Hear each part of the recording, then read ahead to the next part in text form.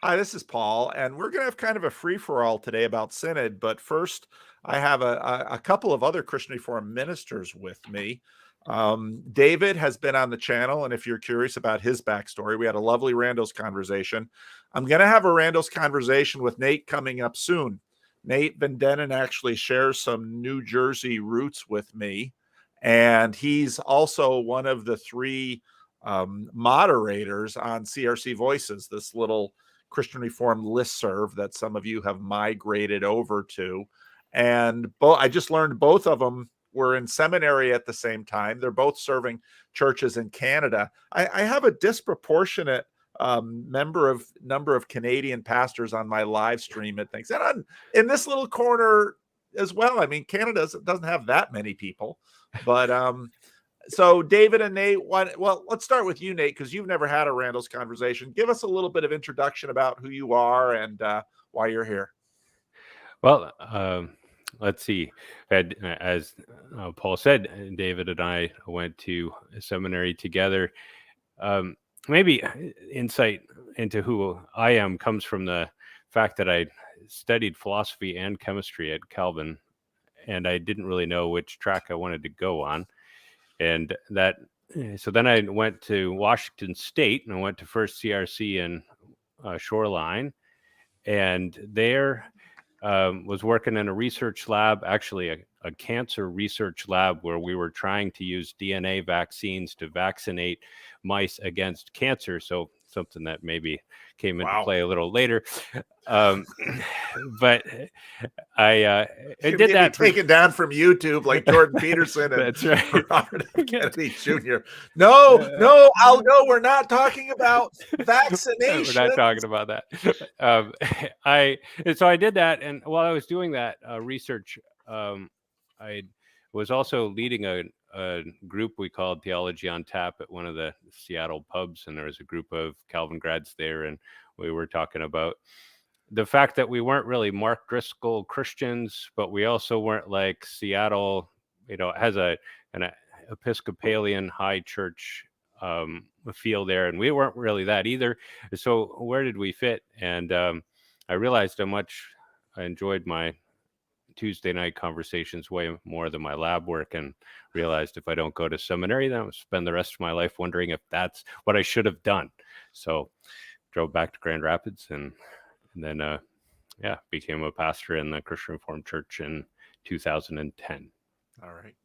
And for those of you who are Nate Van Dennen, you can take out your PVK bingo card. His grandfather did a lot of important work in Paterson, New Jersey, that my parents were tremendously involved with. And in fact, your grandfather and my parents, all three of them in 1 year, won the Calvin College Distinguished Alumni Award together for the work that they had done in Paterson with the Don Trotter Christian School and ECOMP and a whole bunch of that stuff in Paterson. And still the legacy of your grandfather lives on in Paterson. Some really cool stuff is still going on, even that, sort of after his death. I got some pushback in my affirming CRC thing. I actually just got an email from David Hookema too about the video, which was fun. I invited him on the channel, but I consider myself CRC at elite. I might not be. I'm too affirming for some people's tastes and not affirming enough for others people's tastes. So there we have it. But I do consider myself CRC elite, because I don't know how I could not, given the intergenerational nature of my family, now my status and all this stuff. So yes, I am CRC elite. That is not a slam. But anyway, David, are you CRC elite? I don't feel that way. No, I don't think so. I don't know. I'm always trying to locate myself. I don't have a great answer to that question yet. Okay. All right. Well, let's start with first impressions. All three of us watched Synod. None of us were delegates. I'm going to have some delegates coming onto the channel after a while to talk about their experiences. But all three of us watched Synod. First impressions of this Synod. Maybe can I do like a tertiary impression? Absolutely. Because one thing that is interesting to me is to look at who can sway the body and who doesn't sway the body, right? And so if you kind of take the three people that we talk about, have been talked about a lot. So you get David Struck, and then you've got, is it Vanderplug? I don't Scott remember. Vanderplug. Scott Vanderplug, and then the president of Synod, Paul de Vries. So Paul de Vries, he steps out of the chair, right? Has this, it's not a big speech, it's a short speech, right? But it captures the moment. Like I wrote a little thing on CRC Voices about this. Like he's the head of the body, and the head has a mouth, and the mouth speaks. And all of that emotion that had been building up to that moment comes out of him, and he captures the moment. And you say, this is why this is I think this is why this is a deliberative body, and it proves it, because there were about 50% of that body that was prepared to vote against what de Vries was saying, and he swayed. And I don't think that was a misuse of power. I think that's exactly how synod's supposed to work. Somebody kind of captures this whole movement of what this body is doing and is able to articulate it in a very clear, crisp way. And yeah, maybe I'm a little more conservative. It kind of went a different way than I expected, but I felt like that's how synod should go. And then Vanderplug was able to do that, not in a way too. Like, you always have an advantage when you have one issue and you're dealing with people who have a million issues. Like then and he could work that advantage, but he could talk about something that Synod also very much cared about, and that makes a difference. And both of those two also, and I think this is important, they spoke to Synod. And when you're speaking to people who aren't in the room, which I don't want to criticize David Struck too much, or really at all, because I understand the emotions of being in a moment like that. But it is the case when you're speaking to the delegates at Synod, and if you're speaking to people who are outside of Synod, who are watching Synod, then you're not going to sway the body in a way that that the other two were able to. Okay. Well, that's excellent. David. Yeah, my initial thought is that I was just struck by how emotionally heavy it was, especially of course Wednesday and Thursday. And I've done a lot of learning on like family systems theory, and even my own life. What happens to me when I am triggered, when emotions are running high? And what happens to me is I become very inarticulate. Like I don't know what I believe. I don't know what I think. And my well-worn path is to be whatever is needed for the sake of the group to sort of calm things down. Okay, so that's my default is that I've been trained that direction. But anyway, I was just noticing. I was kind of analyzing things from that perspective. And so in that really emotional moment with Rita and whoever was Steve Zwart. Steve Zwart, I was feeling that, and I was in a way like I went my default path to like I don't know what to say either. Like I am completely unable to speak. I would not know how to respond. And then of course, like 2 days later, I'm like, oh wait. No, there's good answers to that question, and they could have been answered. But I think in the emotion of that moment, it's actually hard to communicate well. At least that's for me. Some people actually get very articulate, and they go the opposite way, and they tend to take control of things. But I always have to step back, and I have to think. I have to write, and then I can re-engage. But I know, so that's me, and everyone's got their own style of what happens to them when emotions are running high. And I think you saw that on the floor a bit. And so I was kind of thinking about things from that perspective. And what I found myself longing for afterwards is sort of like a debrief. Like these delegates, they need to debrief their experience somehow together. And that's really hard to do with, however many people are there. It's like, is it 200, somewhere around there? 180 delegates plus staff and such. Yeah. Yeah. But I wonder if there couldn't be some sort of follow-up where people share their experiences and thoughts they had later, not to rehash the debates necessarily, but to speak through those, in a way, precious moments of clarity that you get after a significant event like that you want to share. So anyway, that's what I found myself thinking. Well, hopefully we can do some of that online. I think part of, I did that video with Sean Baker and the group that had participated in the little process thing that he's been doing. And I think part of for a long time, I've been known for admonishing our denomination that we need a confessional conversation. And certainly a synodical meeting is a place where we do part of that, but that's definitely, there are limitations to that forum for this. Nate and I, just before we got on, we were talking about CRC Voices, and part of what, and this struck me too with the Synod, and you both touched on it with respect to the speeches. It's a deliberative body. We want to convince each other. We want to influence each other. And most of us are so remarkably bad at it. We sort of have this idea that a big speech is going to do it. And that was why I did that video on Scott Vanderploeg, because part of what was just so absolutely remarkable about that is that almost never happens. And in all fairness, it's an easier sell to pass an overture whereby all of the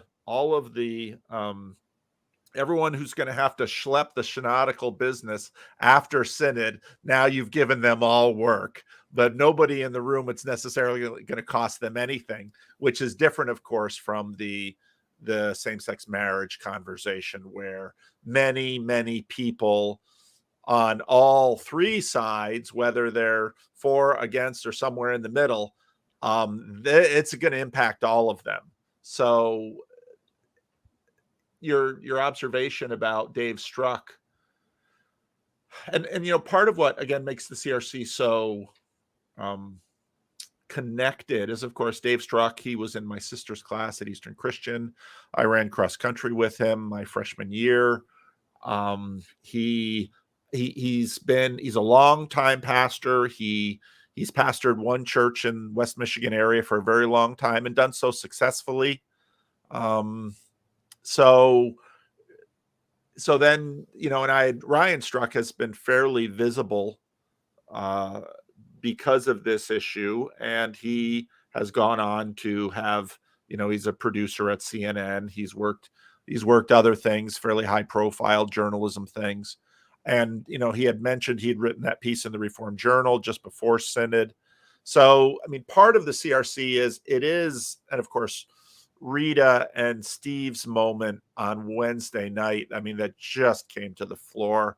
And I don't know if I've ever seen a Synod where there was just so much sobbing on the floor. So how, I don't know, what's our way forward with this? Because then Thursday was just a debacle. And to have people, speeches of protest and leaving, I've seen a lot. I've never seen that. Mm-hmm. And that to me also spoke of influence from outside. That's not a CRC thing to do. Mm-hmm. You don't walk out. You might lose, you might be angry, you might give a speech, but you don't walk out. Mm-hmm. So any thoughts on that? I will say, like, it made me angry. I had because I felt, and I felt as though, well, I'll say these words, and I don't mean them meanly, but kind of like a little bit of a power play, like I'm making so I say that, and I don't really want those words to kind of, because I think I don't want to attribute motives. Do you know what I mean? I don't want to do that. But that's how I was like, oh, well, this is, and that's one way of, when things get anxious, that's sort of one possible way that people deal with them. It's like, I'm out of here, right? So that was my initial emotion when I saw that happening. But then I think it was also the time crunch that was impacting things, and people saw what was happening, and they're like, we're rushing something that's got major significance. And that's what they felt. And I think there was some legitimacy to that. There was like, we've got, an hour and a half or whatever to make this decision. That's actually kind of weighty and has ramifications for, who knows, decades, certainly for a lot of churches. So it was a really tough spot for the lead, I think. And I think they probably made the right decision to push it on to next year. Maybe we had enough significant decisions to make already that had already been made. So I think the protests were, I think, also in response to that. Like, okay, we're making a huge decision on very short time, and this isn't right. I'm done, right? Like, so for those who protested for that reason, I get that. Like, that seemed like a fair, maybe there was a healthier way to say that, but as other than protest. And I think Kara said that, right? Like, I think she was the one who articulated it without leaving. So. Baiting me into being critical.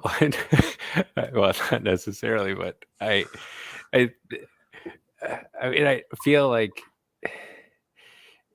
you're a delegate, which means that Classis has elected you and has sent you to listen, to debate, and to vote. And at that point, it's no longer, in a sense, about you. And so it did initially, frustrate me too. Like, you are here because our church is working through this. And you're there by our church to work through this. And you're giving up. And so I did have a reaction to that initially. Like, I mean, and that is a reaction. And I hope people hear that not as a judgment. Is I still need to think about how it all played out in individual people's minds. But it kind of words like, what's becoming of a synodical delegate, or what is decorum here? Like, how do you conduct yourself, especially on, YouTube changes everything too, right? Like, part of me wants to write an overture and say, hey, these videos need to come down within about 10 days. Like, the official record of synod is what's in the minutes. Like, I don't think it's good to have these like highly emotional, it's kind of like, especially just out there so that everybody can kind of rewatch what somebody said and felt and did under incredible duress in some cases. Like, if you're worried about the salvation of your kids and you speak out of that, do you want that on repeat on YouTube as people like take you apart and say, well, you shouldn't have done that? Like, I don't think that's good. I mean, the minutes can reflect a negative vote, and the banner can write an article about that person's negative vote. I think that's better. I think it'd be interesting to know if protests would have happened, or it wouldn't have happened without the YouTube. I mean, we can't really get into that, but we don't know what would have happened if. Well, the protests weren't on YouTube. So I was a delegate at 2022. And so this year it was very interesting for me, sort of comparing the two experiences, watching, because when I was there, you'd leave the FAC, the Fine Arts Center at Calvin, and there were the protesters outside. And they also closed the gallery, and I didn't know whether it would go okay with the gallery open. Apparently, didn't hear boo from it, so apparently that worked. But I mean, Nate, your point is an interesting one, and I think it's one that I've been thinking about too, because I'm, now suddenly lots more people are watching Synod because of me, and I feel some responsibility for that. And I'm conflicted. It's a positive and a negative thing, because this is the Christian Reformed Church. That there's another thing to discuss, that whole family element to it. To what degree is this a family thing? And to what degree is this, an open thing, where the Church of Jesus Christ, this is about transparency. So, boy, there's so many issues here. Where's the point at the liturgy where you say catechumens depart?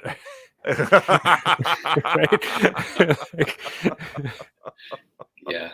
But I was talking too, Paul, not just of like sort of outside protests, but the protest walk off, right? Oh, yeah. Leaving in protest. And what would happen to our, in council meetings if they were all YouTubed and put out there? It's like, I wouldn't want that, But I also have, But our council meetings are open. I mean, right. A lot of this openness is basically CRC polity. We have open classis meetings, open council meetings, open synod meetings. Part of, and this is very reformational, this openness is intentional. Right. And, we are to bear witness. So we show the dirt to the world too, because, we've got all of this this whole other narrative going on in our society now about, bias and insider and behind closed doors. And so the emphasis is open, open, open. Go ahead and see. Meme it up, boys. We could derail, we could go in that whole different direction of the role of technology. It's an important one, right? Like, okay, an open council meeting means that maybe one member who's a bit irked about something is going to show up and wants to make their point. An open synod on YouTube means everybody with an internet connection potentially can tune in, some of whom have the context for what's going on, some of whom don't. And that it changes things too. And then, I feel it, and I'm sure we all feel it now that we're preaching online, like you kind of have this awareness of, how I say this. I could say it a particular way to my monoculture congregation here. But I got to be mindful that this is going out into the greater world too. Well, the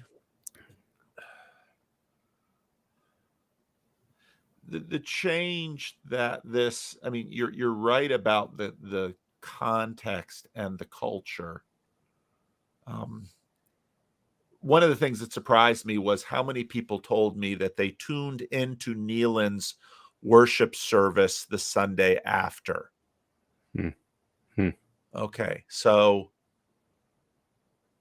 I still am just trying to get my mind around this, and we're going to have to talk about CRC as family and CRC as church, because that has been a major issue in this thing too, where people on both sides, but right now in 1980, it tended to be the elite progressives who were championing the burning of wooden shoes, because this is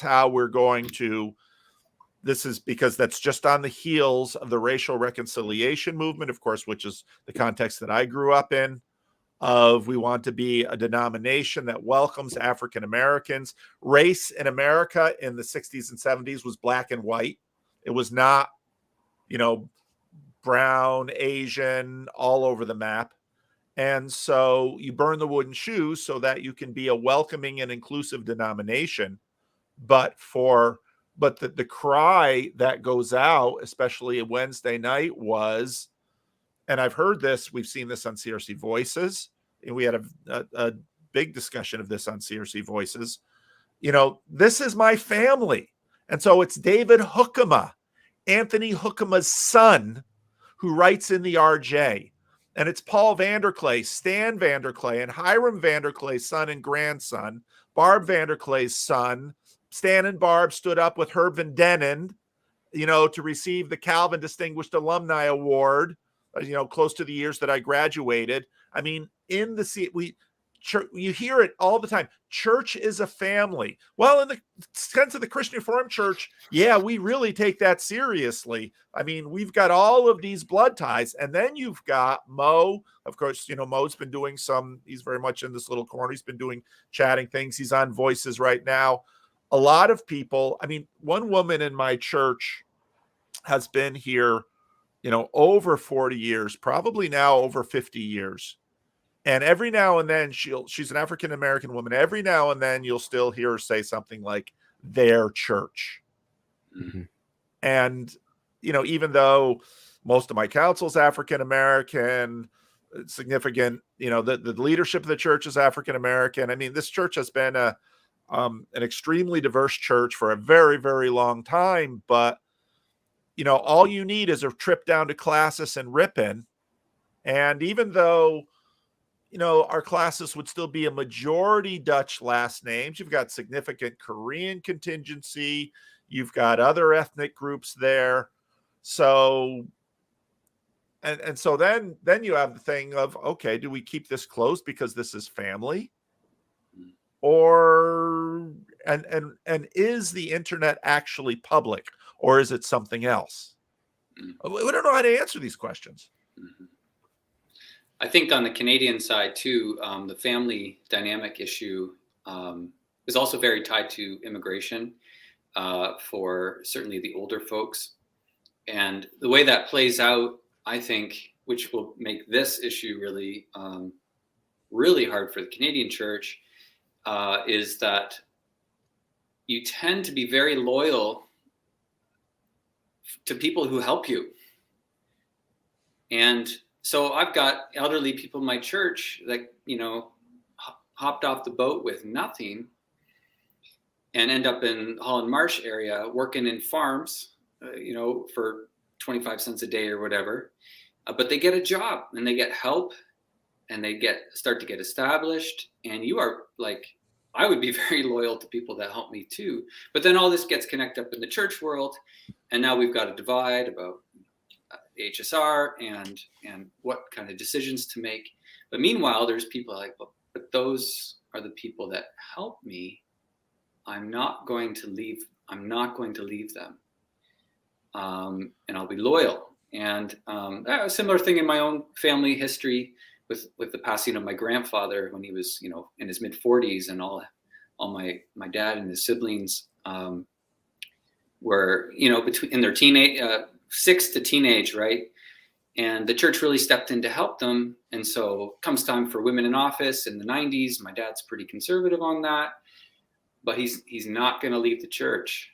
We shopped around a little bit, but came down to it. There's people here that helped my family when we were in crisis. They helped me. And you don't just sort of pull out from that, right? Without serious, like that's, for me, that's the relational. The relational is very strong and not unimportant. But then at the same time, I really liked your video, Paul, that you posted about the relational order dynamic. And I think you made very astute points about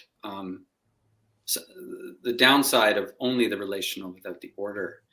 And anyway, I'll stop there. But from the Canadian side, you feel that, you hear that it's in the air. Like even my own church, I think we're pretty traditionally minded, generally speaking. But if we had to leave Classis Toronto, that would be very difficult for the church because of the relational history. Yep. Right. And there's so many other things that tie you to a church, right? Like, and like I had the same experience when I came to my first church in Maranatha CRC in Woodbridge, and that church went through a pretty nasty split over women in office, and they lost. It's actually a fascinating story. They just got a new pastor. The new pastor's chair of the council. So at one of the early council meetings, the executive committee meets and they say there's going to be this motion to leave the Christian Reformed Church. And so he's the new chair. Maybe it's his second council meeting. And he says, just like Paul DeVries did, I rule this motion out of order. You called me as a CRC minister, and that is what this church is. And the whole thing erupted. He said to me, because he was a member there in retirement, and he said, 40% of the congregation left, and we had peace ever since. It's an interesting observation. But the people that left, I came to discover, were just as conservative as the people who stayed. And the people who stayed because they were CRC, and they didn't want some segment of the CRC to own the CRC. They were CRC, and exactly for the reasons that Dave had articulated. Like, the CRC picked them up after they stumbled out of Holland in the 1950s, poor and destitute, and gave them a place and built schools and built a university and did all that in like 40 years. Like, they have a lot just invested. Even if you look at just the financial side of things, you're working in a farm and you're building a Christian school with every spare penny, and they did it. Like, there is a lot invested in the institutions of the Christian Reformed Church, especially among the older folks in Canada. I'm going to go ahead, David. But I think then the flip side is that great quote you had, and you'll have to help me with it, Paul. But new immigrant churches like the Korean church or the Latino, and there's less of that happening in Canada, maybe a little bit, but less of it. They're like, oh, we came here for the doctrine. and then we found out it's like, well, we're not really a part of things, right? We came here from the doctrine, but basically you own the place. You had a great quote, and I think that's very true. And that will have to be worked out over time. We have to kind of find our identity there, I think.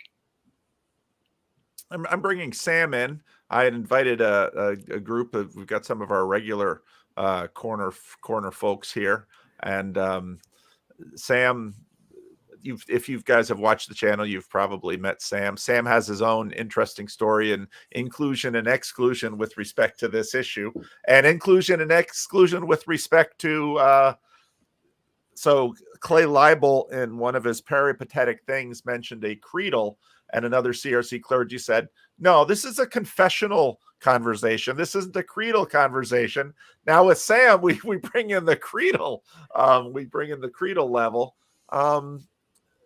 So, but this insider-outsider, relational versus confessional or even creedal, and for this little corner, when we talk about these four Vervaeke P's, the propositional, these are all the things we have in paper, but we have the participatory.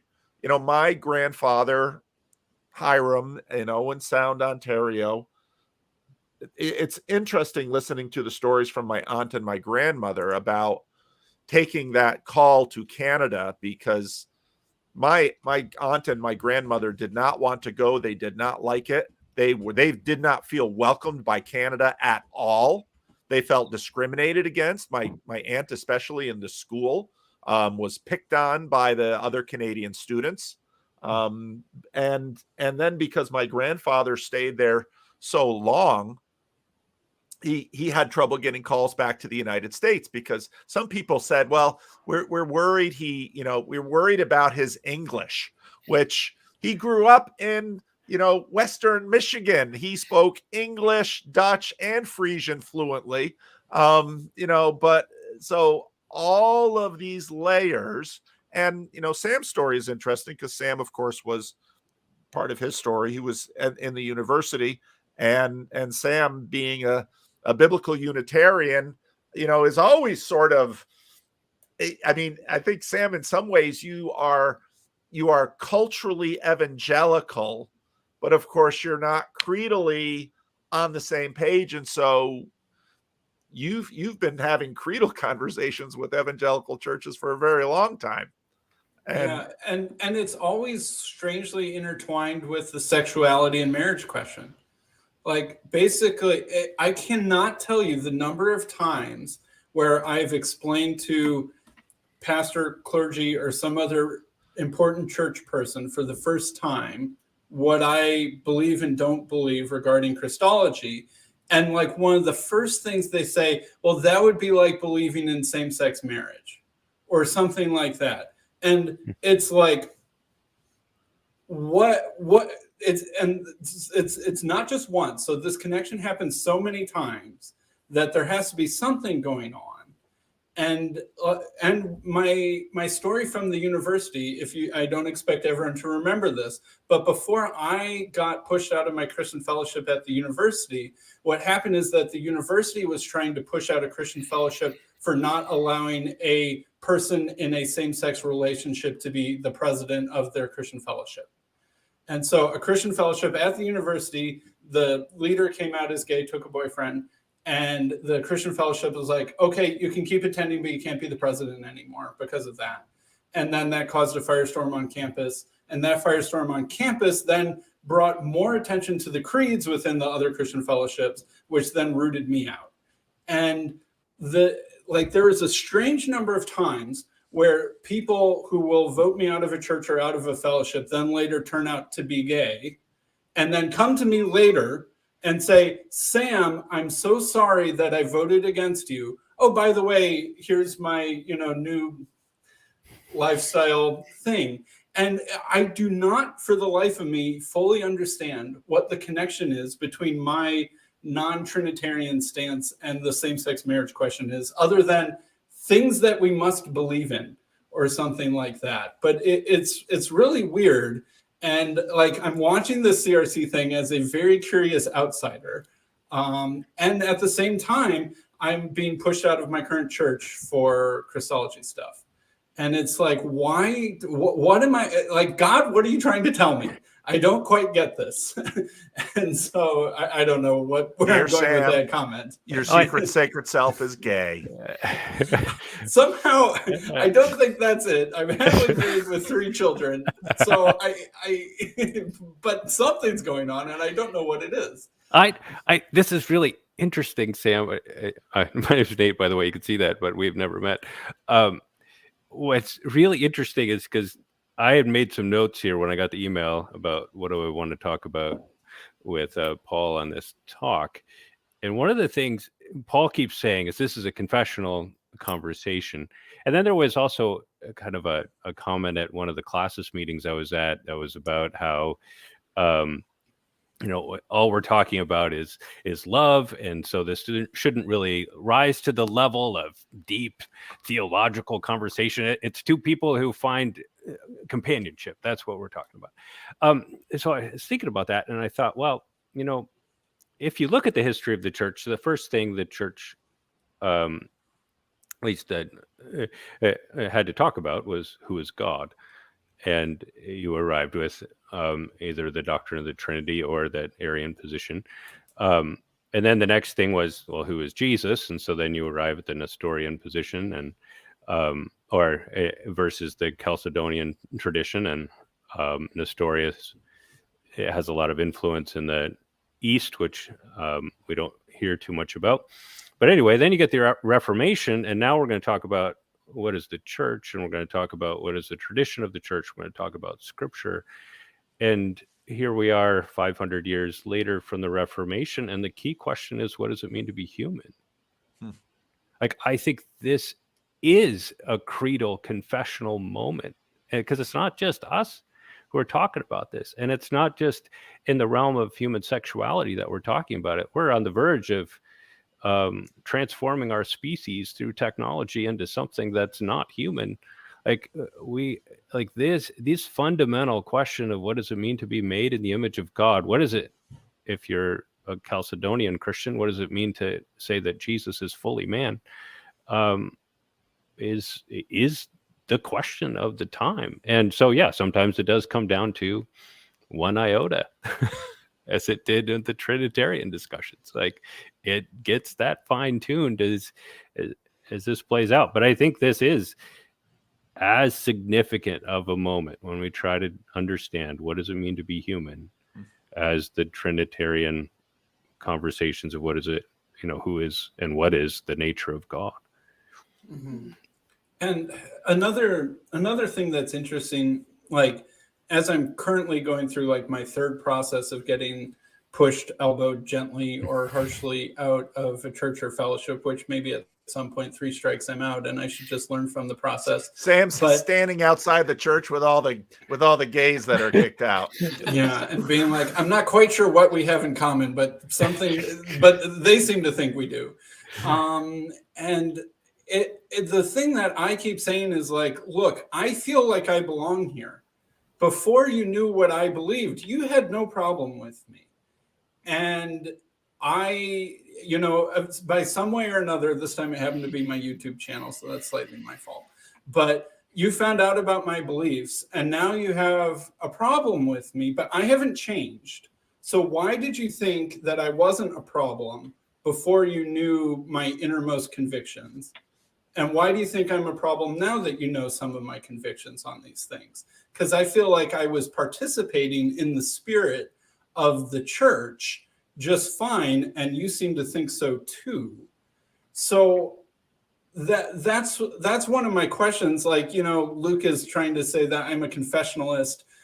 I'm not quite sure if that is true, because part of me does have some sincere doubts about whether the statement of faith or, CRC has an even bigger thing than a standard evangelical church's statement of faith with your confessions and all of that sort of thing. Part of me is like, is that really what's holding the church together on an average Sunday, or even an average year, or even an average lifetime? Or what exactly is the role that is doing? Because why does it seem like I can get along unless we're talking about the statement of faith itself? And I think that's a question that I see, like, man, watching this whole CRC thing, like, in terms of the sexuality question, I'm a traditionalist. And like, I have no qualms or doubts about that position. But watching the proceedings, because of my unique place, sometimes I'm like, that I feel for the affirming side sometimes, in a way, not because I agree with their position on the specific question, but in terms of them talking about belonging to the church or something like that. And then sometimes I'm like, man, the traditionalists totally have this one right. And I'm like weirdly caught in between. And so I don't know, I didn't have a point, but those are some of the processing thoughts I'm saying as I'm watching all this from my interested observer, outsider stance. You bring up a good point, Sam, in that, what is the impact of confessing the Trinity for the life of the community, right? And for those who don't confess it, what impact would that have if, say, you had a group of people coming in that did not confess the Trinity? And it'd be interesting to I would want to think about that for some time before kind of giving an answer. But that's the question I'm formulating in my head right now. You can even make it like an intra-Calvinism dispute, like super lapsarianism versus whatever your other lapsarianisms are. Right? Like, so those things are relatively abstract, right? And I'm not saying that they don't matter, but like, how does someone who believes in one or the other of those things live their lives differently? And that would be really hard to figure out an example. But the same-sex marriage question is not like that. There is something very, very clear behaviorally in individuals and community, like, can two people of the same sex walk down the aisle and make vows to each other or not? Are you encouraging same-sex behavior within marriage or not? Like, those are, like, an alien who doesn't speak the language can observe that difference. But the difference between Trinitarianism versus Unitarianism, or super Lapsarian versus the other Lapsarian, I'm not sure. This is one of those things where I agree with what Paul said, that this isn't necessarily a creedal discussion. This is a confessional discussion, but it's also very much a behavioral discussion too, in a way that some more abstract theological points aren't. So to that question, historically, the doctrine of the Trinity was a church-state question, because Yes. God the Father is associated with the emperor, God the Son is associated with the bishop. So who has the final say? In a Trinitarian understanding, well, the Father is in the Son and the Son is in the Father. If you take, so practically at that time, if you took the Arian perspective, the emperor has authority over the church, and the church's authority is only up to the walls of the church. So the church can say to the emperor, you have to confess before you come in here. But the church doesn't have claim over the palace and the throne. Yeah, that's a good point, Nate. And the only other time recently that I've seen a Trinitarian discussion like actually seem to matter, this was seemingly a big question among the Baptists recently about the eternal subordination of the Son question. And because it's mapping to gender roles, because there's that verse in 1 Corinthians that God is the head of Jesus, Jesus is the head of man, man is the head of the woman. And then it's like, okay, well, if the Son is subordinate to the Father, then women should be subordinate to men. But if the Son and the Father are eternally equal, then that's not describing some subordination relationship between men and women. I'm not sure what they think it's talking about, but something else, right? And so if a Trinitarian question gets mapped to a practical question, then all of a sudden the Trinitarian dispute matters. And it mattered in the Arian dispute in some level. But unless it gets mapped practically, it's abstract. And because someone at the Synod asked what I thought was a really good question, was like, I'm not going to, even if the church rules in the traditional favor, I can't magically change my mind. This is a matter of conscience for me. And so I can't, I submit to the church, but my conscience can't just magically flip what it thinks is true. And I thought that was a very interesting question. And that's sort of a difference between how a Protestant confessional church works and like a hierarchical, more Catholic-like church works. The Catholic Church is like, look, at some level, we don't totally care what's going on in your mind as long as you think we're right. Well, I have a funny story about that, where it's kind of my favorite story, that a guy had converted to the Orthodox Church, and he says, there's some parts of the creed that I can't say. And his priest looks at him and says, say it anyway. It's not your creed. But that is one of the things that I've noted, just this gets back to the technology, the openness, the transparency thing.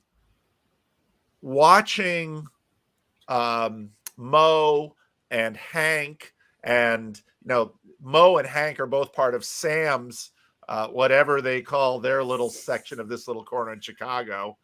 But in some ways, part of what's true about Protestantism is we all get to play and participate in church in terms of church leadership. Synod is ostensibly half non-clergy. And, whereas in the Orthodox and the Catholics, the hierarchy is the clergy. Those who wear vestments are the ones. And part of what's sort of, risen up in this little corner is, questions about vestments, I mean, it's been amazing to me how many issues that in the Christian Reformed Church seemed safely tucked away in Williston Walker's church history now suddenly become alive and are active in public debate again. And at least if you're a Protestant, Hank went to Rome, so he can't participate anymore. Lance went to the Orthodox, so he can't participate anymore. But you can be an accountant and a lawyer, and you can go to synod and you can give a speech right there with the guys with the revs. Mm-hmm.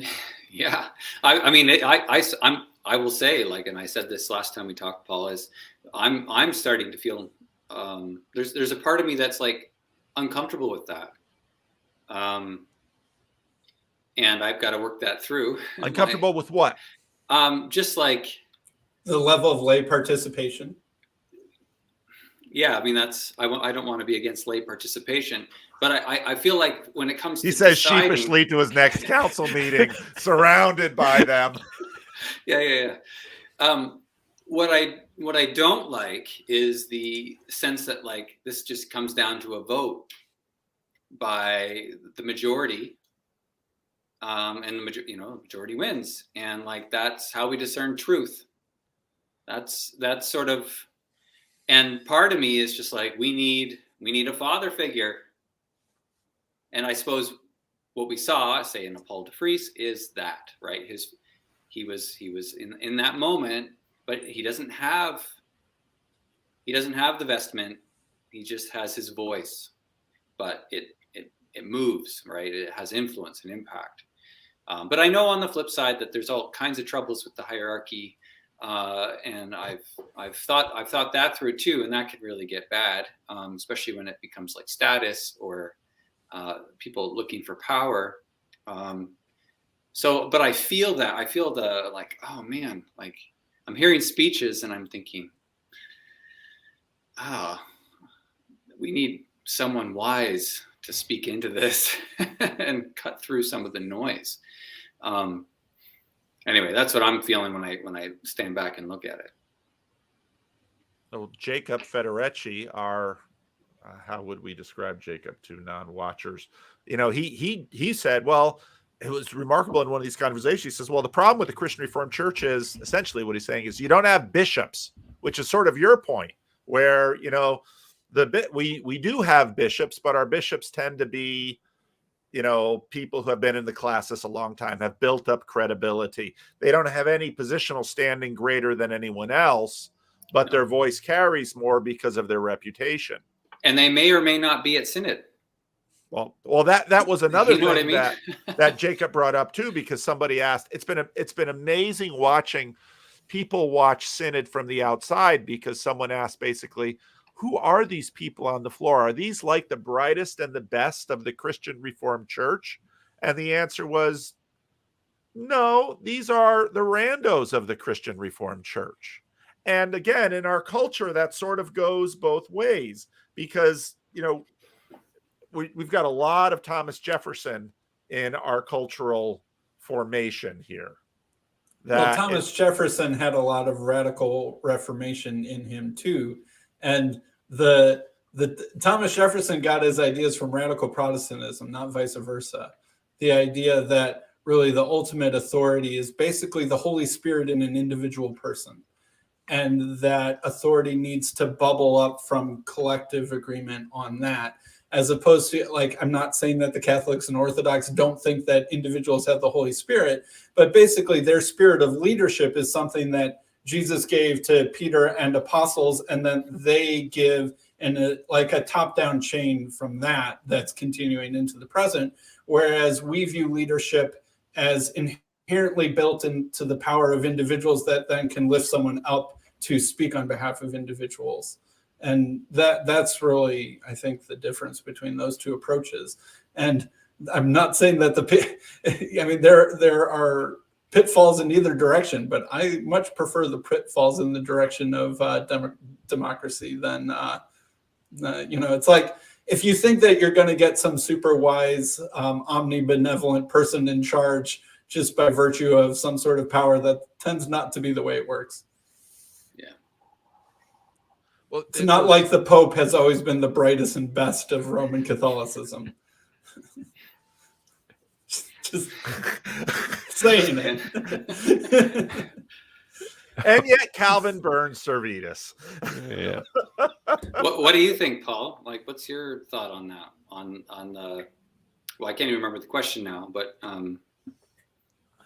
you asked a good question. I want to hear your answer to it. It's been interesting, let's say, watching the United Methodists who do have bishops. Mm-hmm. And from some, at least I haven't followed the United Methodists closely, but watching at least some of what's happened where these bishops just completely ignore the teaching of the church in their positions. And even though they might have a gracious separation policy, the bishops won't let conservative congregations out without paying because they want the money. And I mean, a major part of the motivation for the Reformation was clerical abuse and corruption. And the response to that was both politically and ecclesiastically distribute authority. Because if you distribute authority, you're probably going to have, and this is where you get into the relational. I mean, people like, no, it's got to be about relationships. So what you're saying is that if I like you, I should use the power inherent in my position to favor you as opposed to the policy of the body. We call that corruption, but that's relational. And so I don't think either system gets you, removes you from the problems of corruption. But looking at the Christian Reformed Church, which is highly democratic in that, again, local property is owned by the local church, not by the classis as in the RCA, not by the denomination as in other churches, because the local church paid for it, frankly. They actually deserve it. Generally speaking, and also as a difference from the Reformed churches in America, Synod sort of binds itself a little bit to the decisions of past synods, but synods are enormously powerful to do what they want. And so people look at that both with aspiration and fear, but it's also the case that the next synod can turn around and undo it. And so then we have all of these rules about this needs to be ratified by a subsequent synod. And even if this doesn't pertain to that, it's still going to be treated by the next synod because of all the dynamics we're watching in the church now. So you have these. So I was reading, these books on Vatican I and Vatican II, where in the 19th century and in the 20th century, the Roman Catholic Church is really, reeling from this. And now, of course, you have the, let's see, what do they call it in Germany? The Synod on the Family, is that? The Synod on Synodality? Oh. Yeah, synodality. Oh, yeah. Someone asked what is the most Orwellian sounding thing ever. But yeah. So you've got, the German groups of churches, they're sort of running their next Reformation and they want to be open and inclusive. And of course, this is within the Roman Catholic Church. Father Eric is in the comments section and talking to Cale, who couldn't make it today.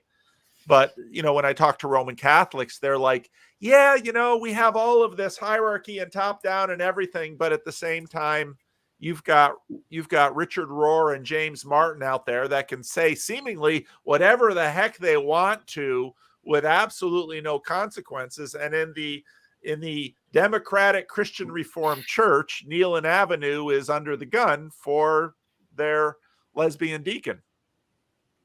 So, but yet at the same time, looking at, it's difficult to communicate for many people so of course I grew up in the progressive wing of the Christian Reformed Church, the racial reconciliation wing. We were all the liberationist things going on in my wing of the church. What's happened at Synod 2022 and 2023? This is the death of their church. And if you go to of the progressive wing of the church, this is the death of the Christian Reformed Church. So I'm also from the progressive side views this as the death of their church. Yes, this is they since the Second World War, they have been cultivating a liberal dream of, the church. And so, people ask, well, what is the end of the liberal dream? Well, that's a little little dream difficult. for what? That's difficult. More compassion. More compassion, more Yeah. inclusion. Yeah. And that's where this synod is so wild, because again, you've got a ton of racial minorities. These people, Mo says this more eloquently than anyone, these people they pride themselves as the vanguard for inclusion. And they're basically saying ethnic groups keep out because we just want to, like Motel 6, keep the light open, keep the light on for our gay and lesbian children and grandchildren, hoping maybe they'll come back to church, whereas the truth is they're not coming for issues completely different from anything with regard to their sexuality. Right. I I mean, that think might one not of- be everywhere, but No. that's certainly a trend. Yeah. I think one of the greatest ironies that was sort of revealed in this CRC Synod is that the progressive wing, which would theoretically want more racial diversity, well, racial diversity needs something that will allow the CRC to scale beyond its Dutchness, and that is confessions. And so the side that would theoretically want racial diversity needs to be loyal to its confessions to invite them into something. And then there's the weird thing that happens where it's seemingly the people who have their identity in the church most based off of ethnicity, family, and history that are the ones most likely to be on the affirming end of the camp, because they in some sense feel like it's theirs that they could change. And that just seemed like some contradiction that never really got aired, even though it was sort of visible from the outside. Well, and I think Canada, this is where, again, my great-grandparents came to America in the 1890s. And what you said, David, about Canada, my grandfather was getting people off the train in Owen Sound, Ontario in the 1950s. And so, whereas in America, this losing the children to the church, there's currently no one in my local congregation, with the exception of one, but he doesn't come often, who actually grew up in this church. That entire generation is gone. Most of them don't go to church at all. My question, because there's definitely a U.S. Canadian difference here. It seems that is it familial loyalty? Are the youth, is that generation still staying more in Canada than in the United States? I don't know. It's a question. I would say no. I mean, I think this is what I'm seeing is the glue is coming. We're coming unglued from what used to hold us together in Canada. And so for people like me, I mean, my dad was Dutch, my mom's longtime Canadian. I don't know anybody at the other CRC churches in Classes Toronto. I'm not related to any of them. I don't have any history with them. The youth aren't getting together. In fact, in many of the Classes Toronto churches, there just isn't any. So some of the people at my church are pipeline people, but the pipeline is Kuiper and Redeemer, not Calvin, right? Kuiper College. Yeah, Kuiper College in Michigan. And they're more traditionally like they're very passionate about church. And then they both grew up CRC as well. But that's not, I don't think the future for the CRC in Canada is not from people who grew up CRC.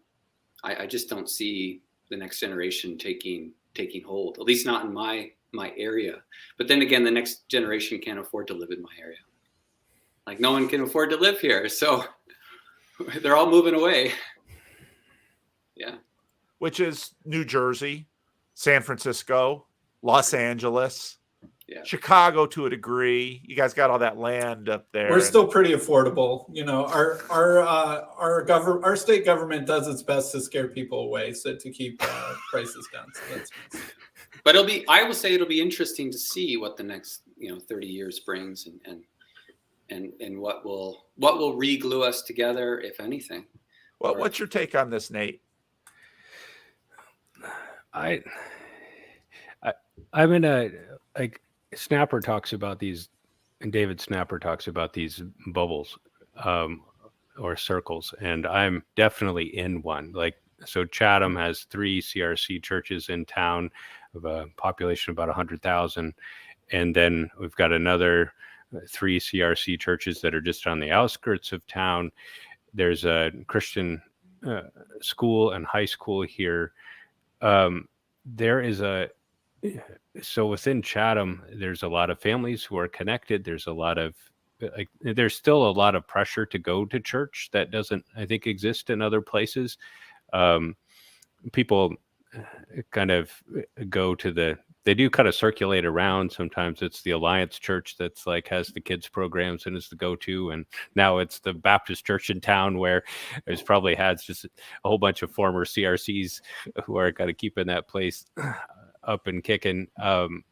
And so here, my situation, I guess, is different than the rest of Canada, because I do see people kind of grew up in this community, and you don't necessarily want to go to the church where your parents or grandparents went, but there's another church for you to go to then, where you can kind of figure things out and stay connected. But even here, like, by the time you get to the 3rd generation, and I'll do a funeral for somebody who died in their 90s, and you kind of look through, and you can tell who knows the songs and who doesn't, right? Like, you kind of can see that, yeah, what was really strong in the 1st and 2nd generation is definitely, by the time you get to the 4th generation, is pretty diluted.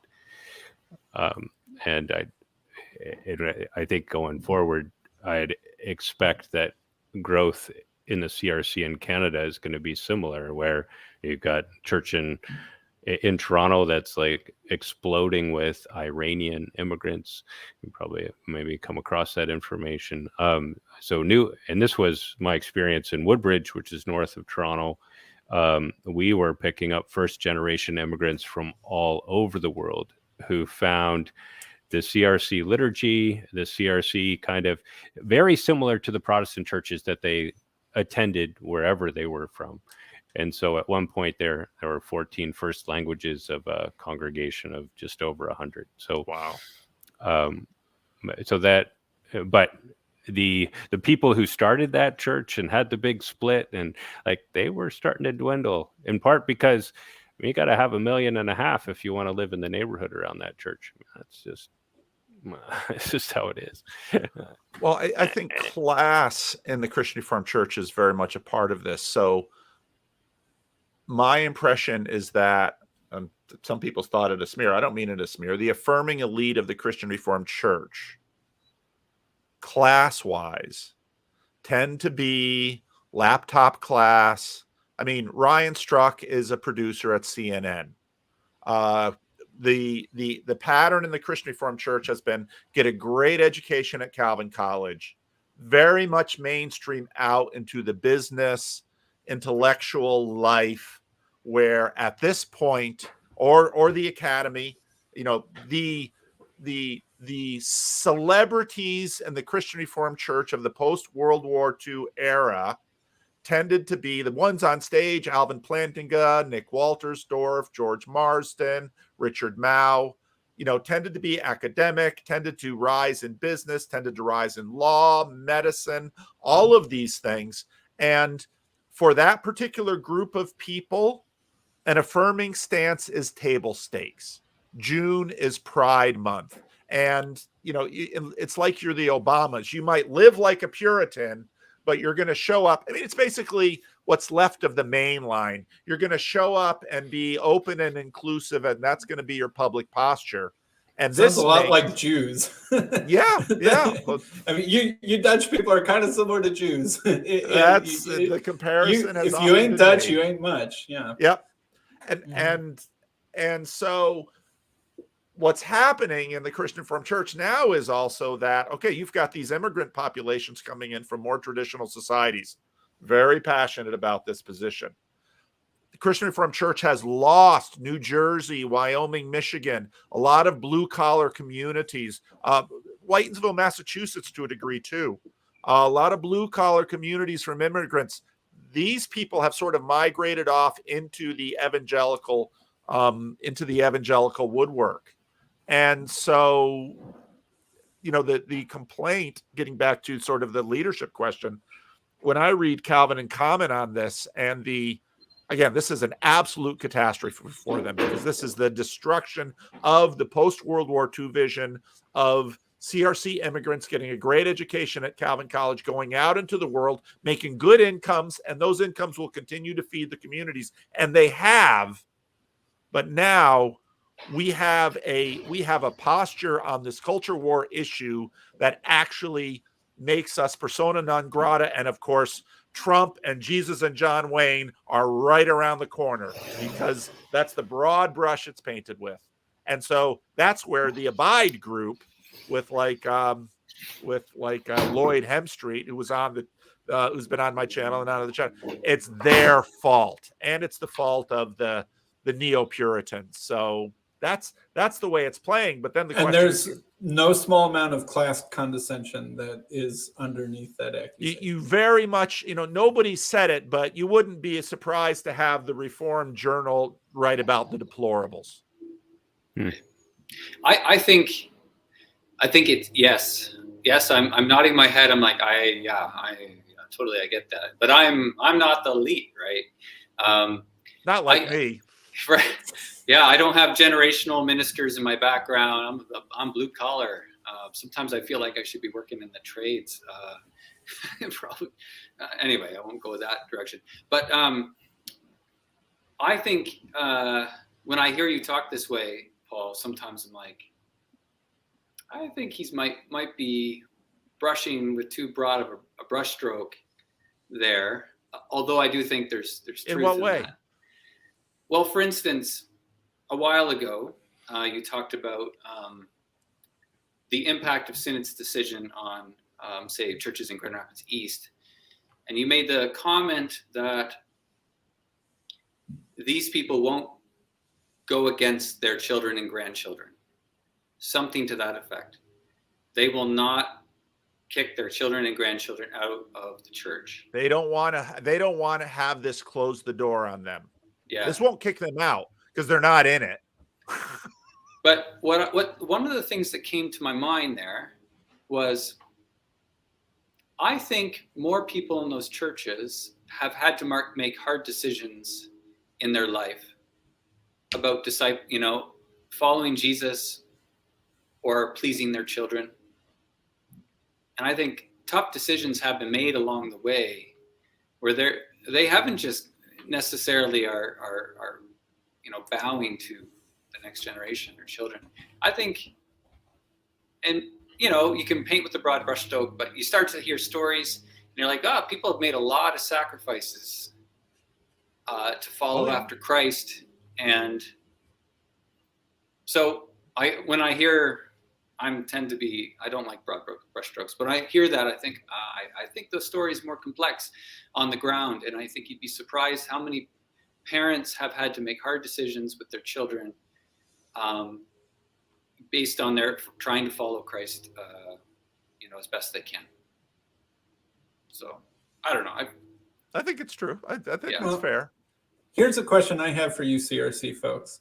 If you burn the wooden shoes like fully and really just try and move into full-blown, we're a confessionally identified church. Yes, we have Dutch history. That's how we got here, but that's not where we're going. Then all of a sudden you have to compete with every other denomination that's doing the same thing, from Presbyterians to other sorts of reform to the evangelical mega street on the corner, etc. And what exactly would the distinctive advantages of the CRC be in that competitive interdenominational marketplace? Well, as long as we continue to baptize our children as infants, we always maintain this deep family connection that does separate, puts us more aligned with the Orthodox and the Catholic than with the Baptists.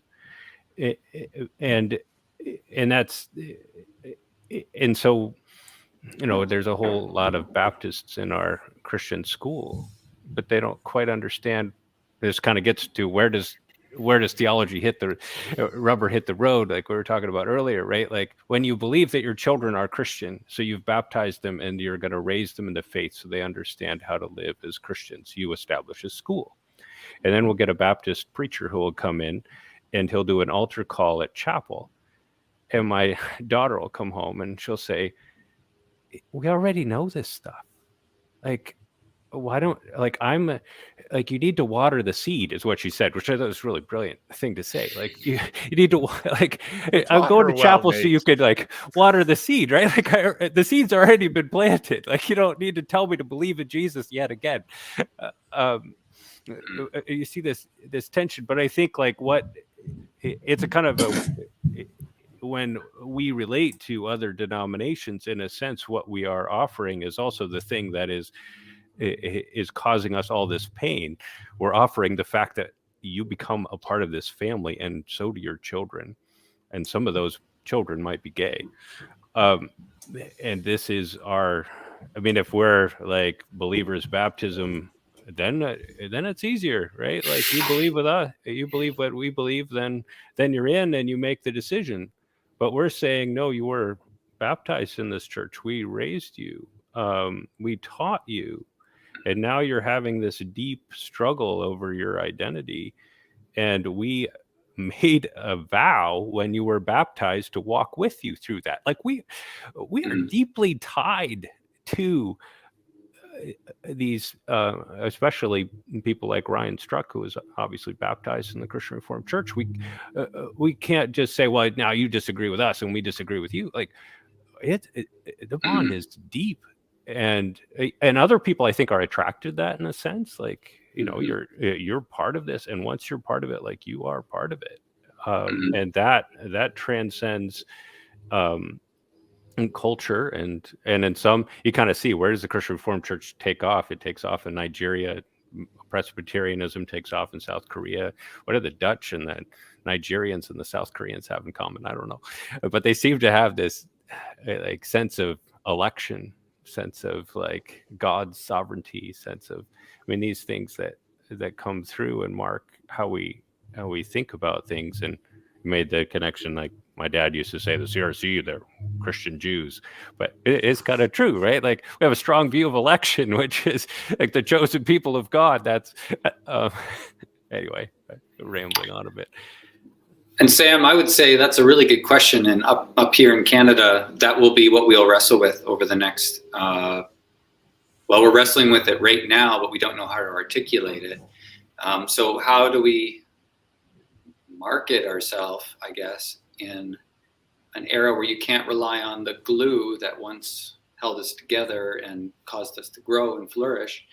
And that's going to be just part of the next leg of the journey. Is do we have a reason to exist?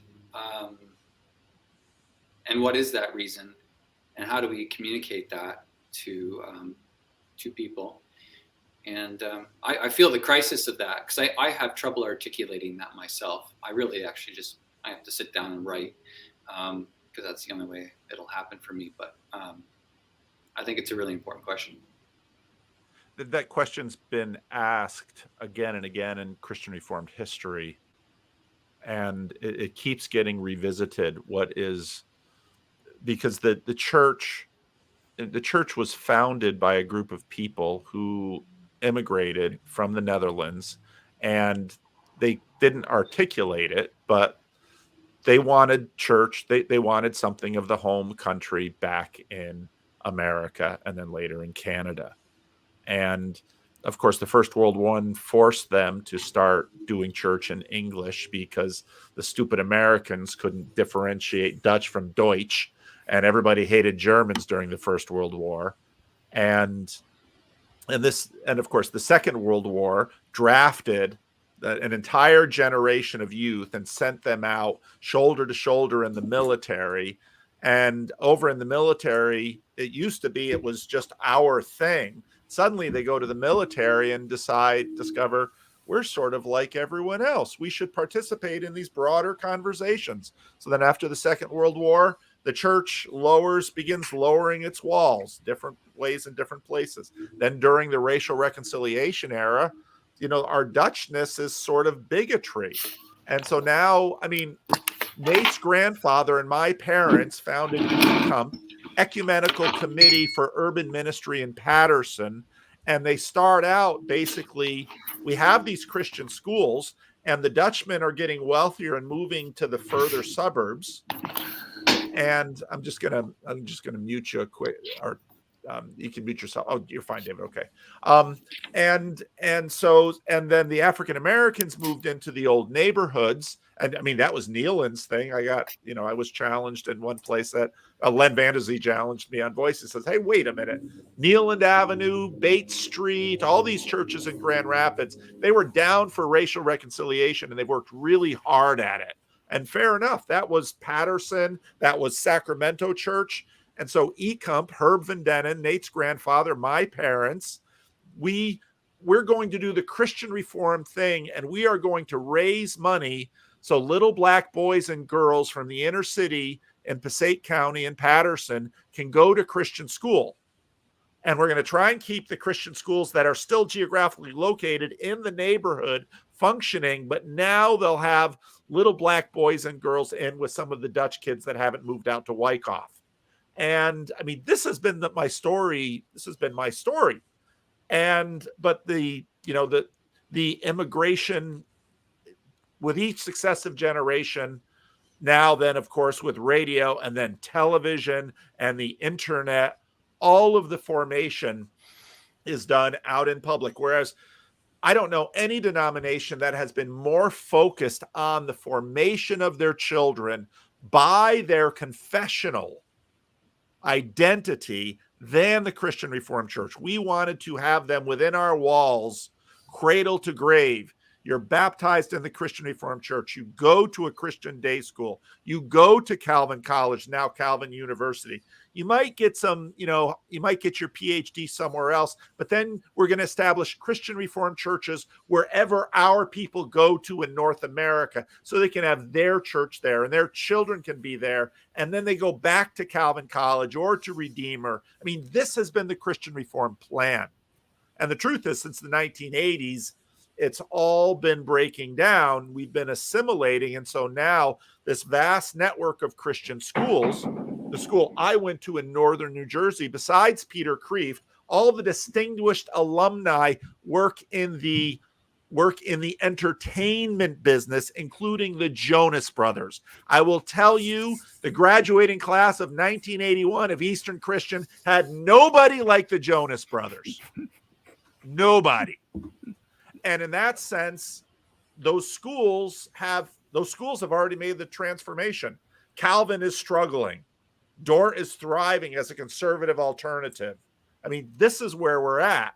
And again, for my parents' generation, who are sort of on the progressive wing, I saw high-profile people on Calvin and Common write it, Christian Reformed Church is dead. It's dead. Well, their vision is dead. But Sam's, your question is exactly mine. What exactly was that vision? Well, it sounds like part of it is that we're a highly functional, lovely, extended family that you can join. Yes. And that, we have the confessions, but we also have this network that you just described, this superorganism network thingy. But we're open to non-blood relatives joining. And I think that, I'm not Dutch, but I'll give you Dutch people some compliments. You guys are very competent, trustworthy, and trusting people that had something special going on. You were really good at commerce and intelligence and keeping your identity at the same time in a way that, yes, the Jews were also kind of good at in a very similar combination. And some of us are Jews too. And some of you Dutch people are even also Jews. And so it's sort of an invitation to join that thing. Like, like when someone who grows up in a not great home, if they go to like a barbecue at their classmate's house and they're like, oh man, their extended relatives are here, no one's fighting, this is really nice, I wish that I could have dinner here instead of at my dysfunctional home. And it's sort of like that kind of thing, but you're saying that thing is also dying. Yes. Well, one thing I've been thinking about, Paul, for certain, like, maybe I'm painting with broad brush strokes here myself, but Hard not to. yeah, in my previous church, a lot of the older folks had terrible experiences. Maybe growing up in the CRC, it was too rigid, too harsh, and it lacked what they felt was maybe like relational love, compassion, patience. It was all rules, right? All rules. And I think you have an experience of rules and that changes you. You're like, I don't want that. I don't want that. Never again will I be part of a church that, swings the hammer hard. I don't want that. We need compassion. And then all the teachings of Jesus, all his engagements with people, it just let the Bible lights up and you just see all the compassionate things he did. And like, that's not the way of Jesus, right? And so that starts a movement of sorts. And for a lot of people, they're still living that sense of, I experienced the harshness, the hammer, the rules, the order, and I'm not going back. I'm not going back. And then that just, then to use a Paul phrase, the cake is baked, in a sense, right? Like, and I see that, and now I'm younger, I'm still south of 40 by a little bit. And I see, it's like, hold on. Now you kind of, things are changing. It's not that I want to bring down the rules, but then all of a sudden I'm seeing, I'm reading the New Testament, I'm reading Jesus, and I'm like, but he's defined. He's setting a course. He's got a way, and that way is narrow. And I'm all of a sudden those scriptures are lighting up. And meanwhile, I'm in a culture, especially out west where I was on Vancouver Island. It's like everyone loves social justice out there. Everyone loves it. They're rescuing bunnies off the side of the road and trying to ship them to their natural habitat. Like this is what's happening, right? But no one cares about the way of Jesus. And so I'm like, I'm putting all this through, and then experiencing in a kind of a painful way the hard edge of what happens if you cross someone who feels like compassion is the way, and you're not doing the compassionate way. And actually, there's a lot of uncompassionate responses sometimes, right? So that's part of my story too. But what am I saying? The point I'm saying here is, it must be hard to get older, to have your experience, your wisdom, all that you have learned along the way with, you believe, God's been at work in that. And then to see like another generation coming up behind that doesn't share that vision, or they have their own experiences. And I feel like it's tough not to get jaded. And I want to be humble because I'm eventually going to be 75, 82, and I'll have my own story, Lord willing. my own formation, and the cake will be baked. And I'll look back and I'm like, what are they doing to the church? These crazy 35-year-olds with, the Bible, and I don't like these sermons anymore, right? Like, so I've been thinking about that dynamic, and I wonder for a lot of these Calvin folks, yeah, they're starting to retire, many of them, right? And they're into their 70s and 80s, and they fought a battle, and they took what they thought was the path of integrity based on their experience, and now that's not necessarily shared by people in their 30s, 20s. Around here, I mean, my church would probably grow if we didn't have women in leadership. Do you know what I mean? Oh yeah. That's the situation. Yeah. It's like that probably hinders us in some way. And if we were to become affirming, it's like it's game over. Like Christians in this area wouldn't, because we're in a different time. We're in a different time. Anyway, I'll stop there. That's good talk. Yeah. Just thinking about my sermon on Sunday will be where Jesus says, I praise you, Father, Lord of heaven and earth, because you have hidden these things from the wise and the learned and revealed them to the little children. Yes, Father, this was for your good pleasure. And I think about, and we talk about who shows up at Synod, and yeah, there are the wise and the learned, but they're not everybody who's there. And I hope that what we try to accomplish as a church is to make sure that the little children, whoever they are, who have the revelation of God, get a chance to speak. And I think that is, I mean, if that's what the progressives mean by the CRC, is we want to continue to make sure that those whom God might be speaking to and whom God might be calling to be in our church have an opportunity to do so. That part of the CRC is not dead. I think we all have an ideal who I wish was in my pew. And I mean, that was something I had to put to bed as a pastor pretty early on, because it's never the people I wanted, but it's always the people that blessed me. Like, but you could talk like for years with somebody who you're like, I just wish you would become a Christian. And then somebody else just shows up and they've been reading the Bible on their own, and they're like, hey, I'm just ready to, I mean, I'm ready to sign up. Yeah.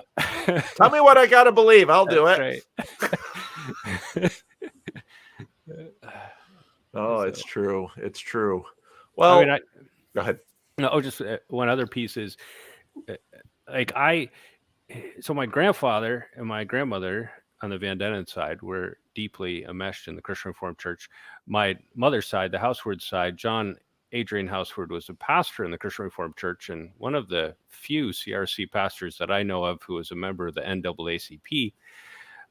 So I got it on both sides, this racial reconciliation piece. But I was a member of the Christian Reformed Church growing up for like 2.5 years in Madison Avenue in New Jersey, and then for about 1.5 years in the Cincinnati Christian Reformed Church, which is 1.5 hours from where we lived. So that really wasn't sustainable. So, you talk about spiritual home and one of the other hats you were wearing. Like for me, I did, in a sense, becoming a pastor in the Christian Reformed Church was a coming home after my parents had been away from it, and they're still away from it where they live for quite some time. So I skipped a generation in a way. Like I didn't grow up in it. Instead, I'm coming back to it, and I'm relating to the older people better than the younger people. So shall I award you elite status? Is that something I can do relationally? I like Nate, so I'm going to give him elite status. I don't know if I have elite status. I think it's something to be dodged, elite status. You populists. Hey, Paul, I mean, I don't know when you want to wrap things up. I only have 15 minutes left, but one of the thoughts that came up for me with the relational versus order, if you want to go back there, sure. I'm happy to take us back there. But one of the thoughts I had listening to your video, or I listen to the podcast. I don't have time to watch videos. I do other things while listening to you, but I guess one of the pictures that came up into my head, maybe on the order side, is like being in like a government office where sort of it's all order, with very little relationship, and you just feel like this coldness. No one here really cares. I'm just sort of in a big stack of papers. I'm right there, and it's hard to get any kind of understanding or nuance. And I feel like that might be the other side of the coin, or maybe what Pete's talking about is there's all relationship, and you talk about the balance. There's all relationship, which is not good. It can be very bad. But then on the other side, there's like the all order, where it feels kind of like a government office, or Captain Von Trapp's house without Maria in it. Yeah. Right? And I mean, I think that's another part of this, is that the order versus compassion thing, it's very much a masculine versus feminine traits thing. And I think that this is another aspect of why the Synod captured a lot of people's attention outside, is that it's such a microcosm of the macrocosm. And I think that just masculinity and femininity are having trouble getting along right now. It's like a dysfunctional marriage in so many different levels. Like America's politics basically seem like a dysfunctional marriage or something like that. And I think that the hope in that is that there's something about masculinity and femininity that inherently love each other. And so it's hard to keep it apart for too long. Captain Von Trapp needs Maria to bring the Sound of Music back into his house. The Baroness was pretty hot, though. You got to give her that.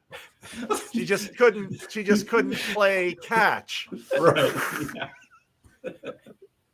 So what is the balance? I mean, obviously you have to kind of go back and forth. But I feel like it's a really important dance to sort of get good at dancing. You know what I mean? That balance. So how do you?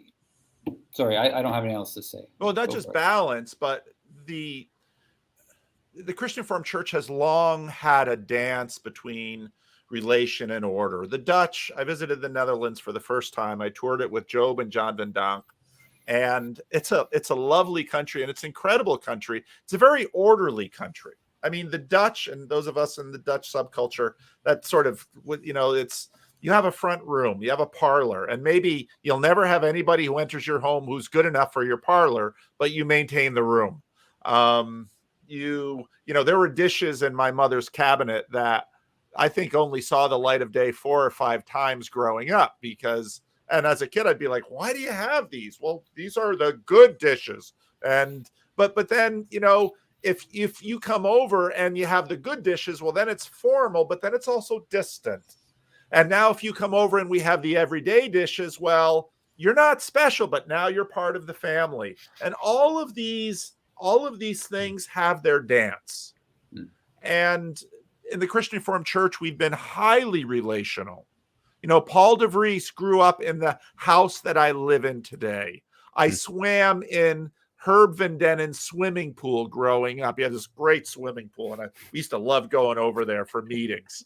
And I mean, it was this family thing, but we also had this order. And so we always managed to do this.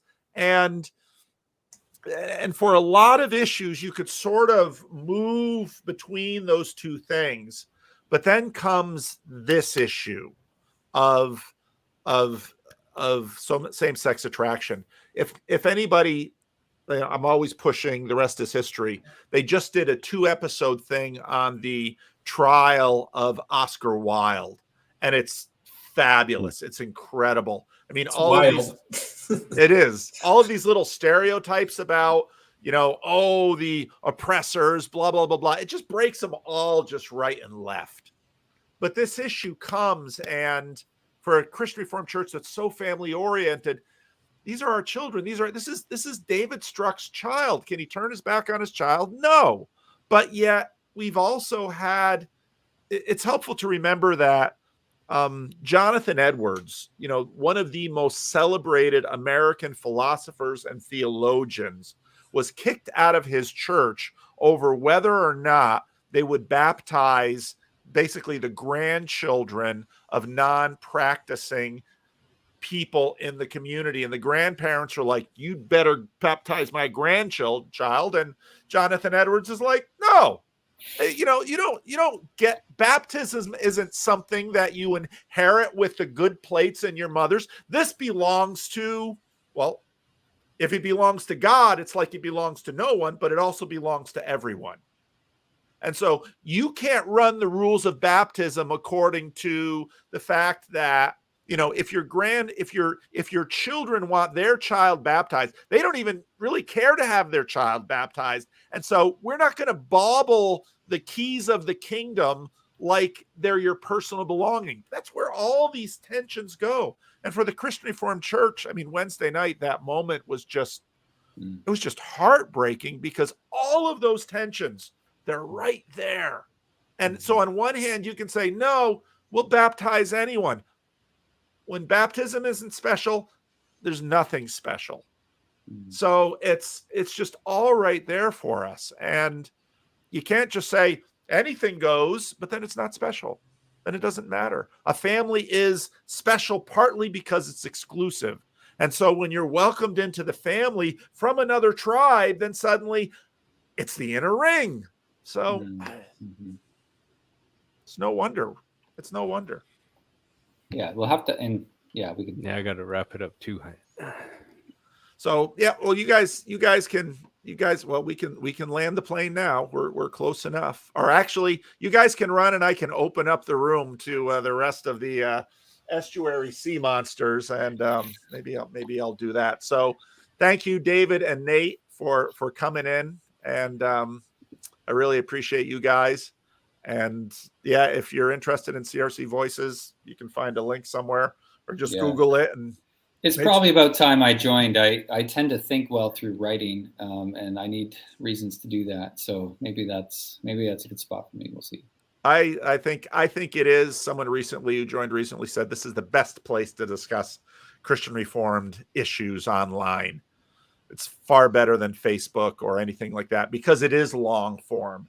And people get in there and they sort of, it's just like everything, they sort of vomit everything they've had built up onto the listserv, and let's just clear that stuff. And eventually, if they settle in, they can be part of a family. So thanks, Paul. Hey, thank you both very much. Yeah. Yep. Take care. all right. Nice All to right. talk with you, gentlemen. I'm bringing in the link. I'll stick around a little bit because I got here late.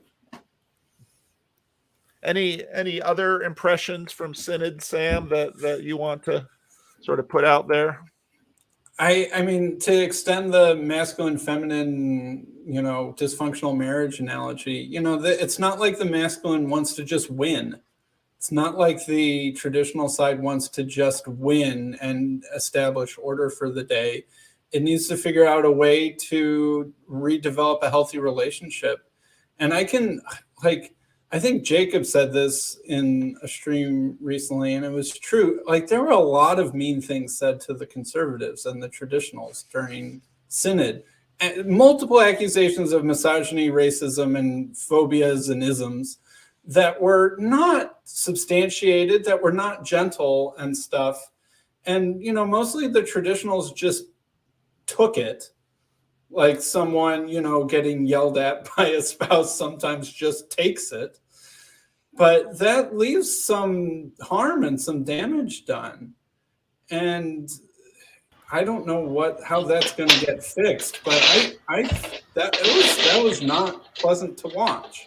No. And there's class in there too, because the establishment and the ruling class, they've been in charge. Chad, are you making noise there? Oh, I didn't know you brought me in, boss. I brought you in, Chad. Job, Yay. welcome back. Okay, Job's been, Job. I love you, Job. Job's been raising a family and stuff, so he doesn't have time to deal with all these crazy randos. No, Sam, your point about treatment, and this again, I mean, nobody said the word deplorables, but part of that is, again, you have these national resonance that get James Scopp, who's a writer at Dort, at the CRC's 150th anniversary, he wrote I linked it in a recent video. He wrote a piece that basically said part of what's different about the Christian Reformed Church now is it used to be our thing, but now there's just proxies for the larger culture, and there to a degree always have been, but it's much more.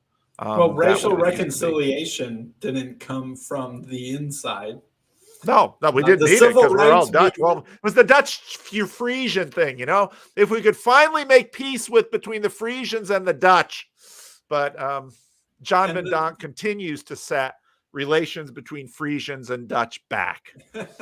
Job mended it. He sent me a Frisian Bible. I have it right up there. So,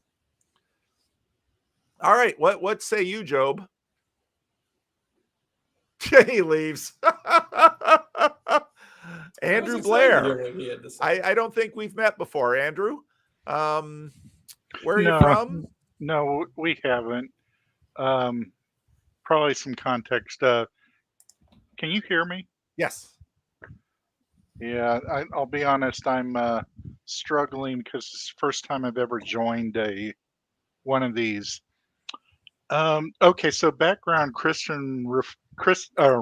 Roman Catholic with a teenage years spent with my evangelical friends and being evangelical, and kind of like couldn't find how to get that to continue, if you will.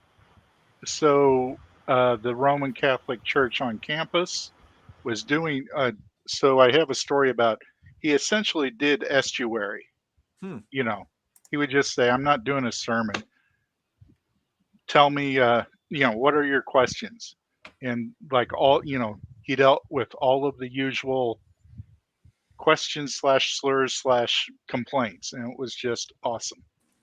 So, wow. Yeah. But he did do the mass. He said, I'm not doing a sermon, but I will do the mass.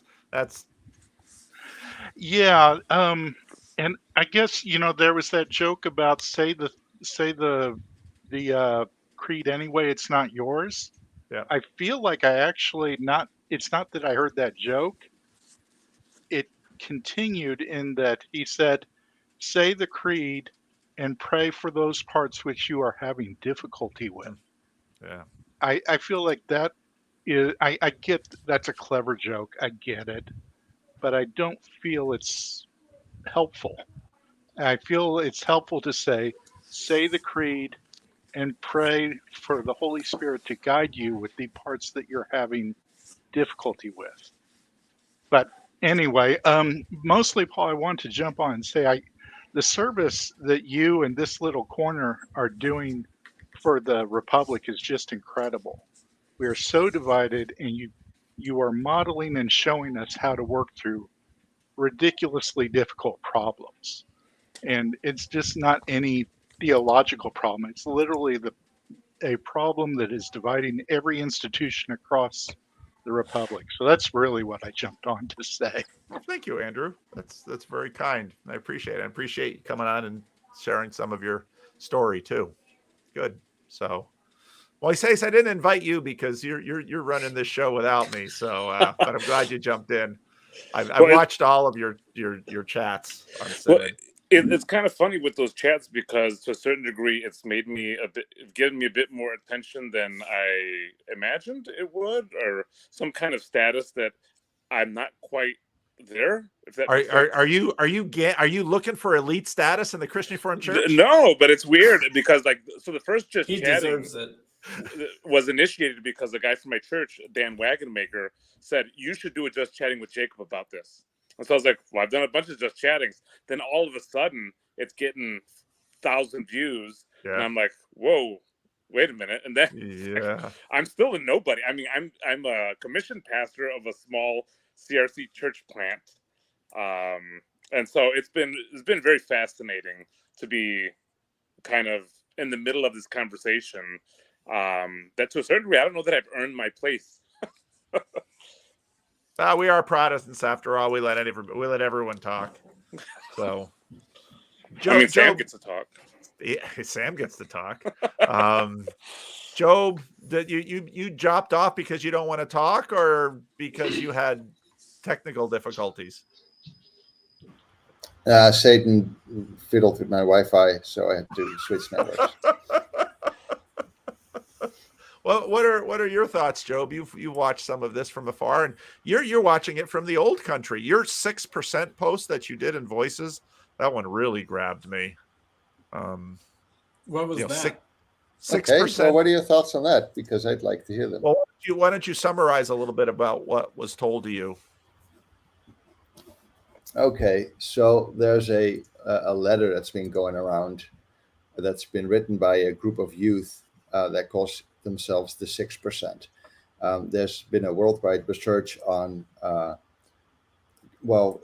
Christian expression within worldwide, basically. And according to current statistics for the Netherlands, there's about 22% of youth that would call themselves a Christian, and about 6% of that would not be considered only culturally Christian. And they are writing to say, hey, we'd like to reach the 94% of youth in this country that aren't having a relationship with God. We care about the climate, about injustice, about discrimination, etc. And we have different ideas about what the church should be, but we are kind of worried because we do not think that the church can help us. And as an elder in my own Reformed church, for particularly that segment of age, I was kind of, puzzled by the letter, because I'm thinking, why do you say the church cannot help us? Why do you not consider yourself part of that church? Why is the church something that exists outside of you, even though you write that you attend it in different ways, depending on which denomination you're a part of? So for context, I wrote a little post on the Voices listserv that Paul sometimes talks about. I basically just ranted about what I really thought. And that didn't get too much interaction, Paul. So no, it's kind of heartening to hear that you had thoughts about it. You know, the part of the reason I made the Reverend Vanderploeg Goes to Synod video was I agree with Scott that actually the question about the larger question about church and culture and participation is the big question, not the same-sex marriage question. But I knew that once, for the Christian Reformed Church, once the same-sex marriage question got underway, it would blot out the sun for everything else, which is why I'm glad Scott got his overture through. We'll see what comes of it in practice. But the questions about church and culture that have haunted Tom Holland and many others are profound. Can we really have the West without church, where the church has been so dominant?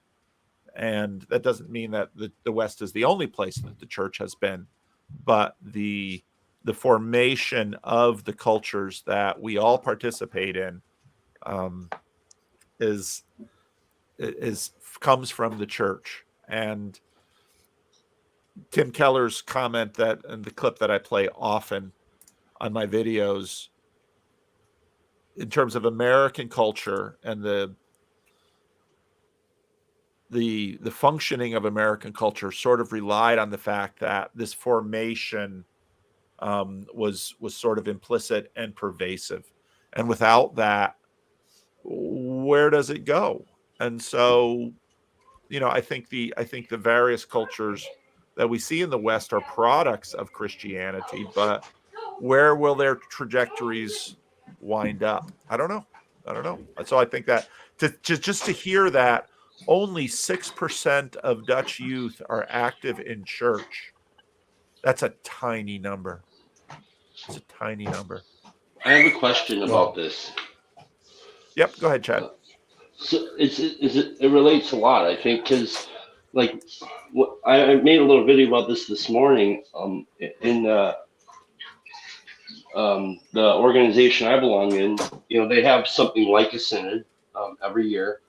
And a couple of years ago, during pandemic, some things got passed, kind of seemingly under the noses of everybody else, and everybody started to freak out. And what I started to notice was like, well, now you guys are freaking out, but you guys haven't been participating in like the service structure in any way when you were completely free to do so for all those years. And now that things have changed, you so the question I have is like, I know it's kind of a bad question, but like, where did the ball first get dropped in your estimation?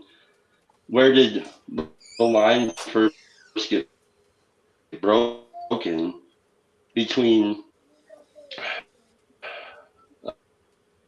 on synod and the rest of the your church? That's very interesting to me, because to me, that whatever is in that answer is going to help as you move forward as a church. You dropped Does out that a make few sense? times. I heard two questions. One about, it's been very interesting because the Christian Reformed Church has this dual quality of an ethnic family aspect and a confessional aspect. I had an exodus in my church about 9 months after I got here. The people that voted me into office very quickly became upset with me because I wasn't doing things they expected me to do.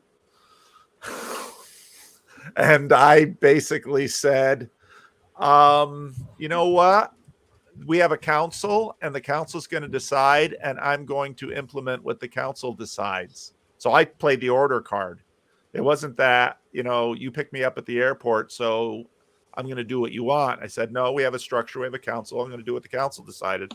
And they left. And a lot of these people, I think, if I had established a virtual Christian Reformed church, that would have somehow given them a virtual experience of all of the things that they had in their youth, of this close-knit, duchy culture. They would have loved to have been there, but, don't take my Sunday mornings. And that's a lot of that has been happening over my generation. Many of the people, and with each successive generation, it's gone down. And so, yeah, you have people very upset at what the Christian Reformed Church is doing, but they haven't been in a Christian Reformed Church for 20 years. And in a sense, you look at them and you say, I was talking to, my daughters at one point were sort of laughing at some of their high school classmates that already had children and were married. And I said, who do you think is going to be running the country 30 years from now? It's the people who have children and the people who participate. And so, I don't have a lot of sympathy for people who, really sort of want to be telling what the Christian Reformed Church should do when they left it a long time ago. It's like, you got to stay to play. But they it's don't interesting want any social embarrassment cost from their hangover identity on them now. And so they want that to do the things that are socially acceptable to them now. Right. And it's similar, like Jews that don't go to synagogue but get mad when Israel launches rockets at Gaza or something like that. Right. Go ahead, Mo. You were going to say something? Yeah, you were talking about, Tom Holland and some of these guys that talk about the West and the inability to separate the church from the West. It made me think about, I don't know if you guys are familiar with the Percy Jackson novels, the series. Yeah. So the in the first section of the series, basically there ends up kind of being this war between the Greek gods and the Titans, because the Titans were defeated way before the Greek gods, but they're eternal, so they can always come up. And so I feel like part of the West, or some of the excitement of the church and colonization, was the ability to expand Christianity and bring in the kingdom, so to speak, and we're done with these Greek gods and whatever, and these ethnic gods. We're going to start our religious affiliations.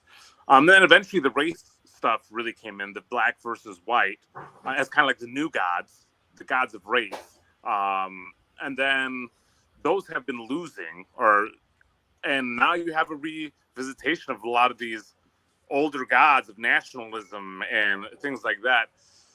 And it seems to me it's like the spirits they're always going to be warring. We're fighting these powers and principalities, and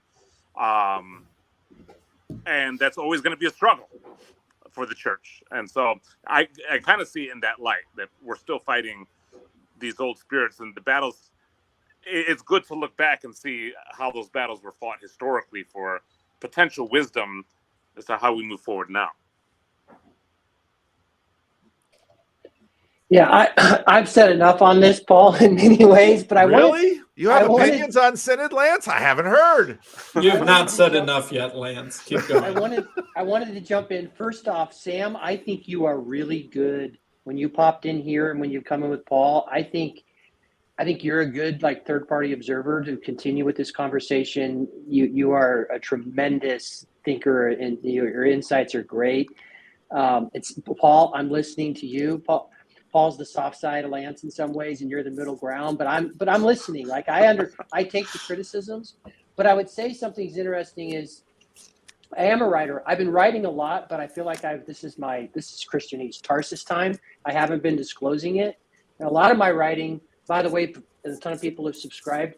You can unsubscribe when I start posting about Christian mysticism and saints and Jesus prayer, but I've gotten some people that have messaged me, and here's the message, Paul, and I think, Mo, you've seen this, and I wanted to speak to why you're getting this.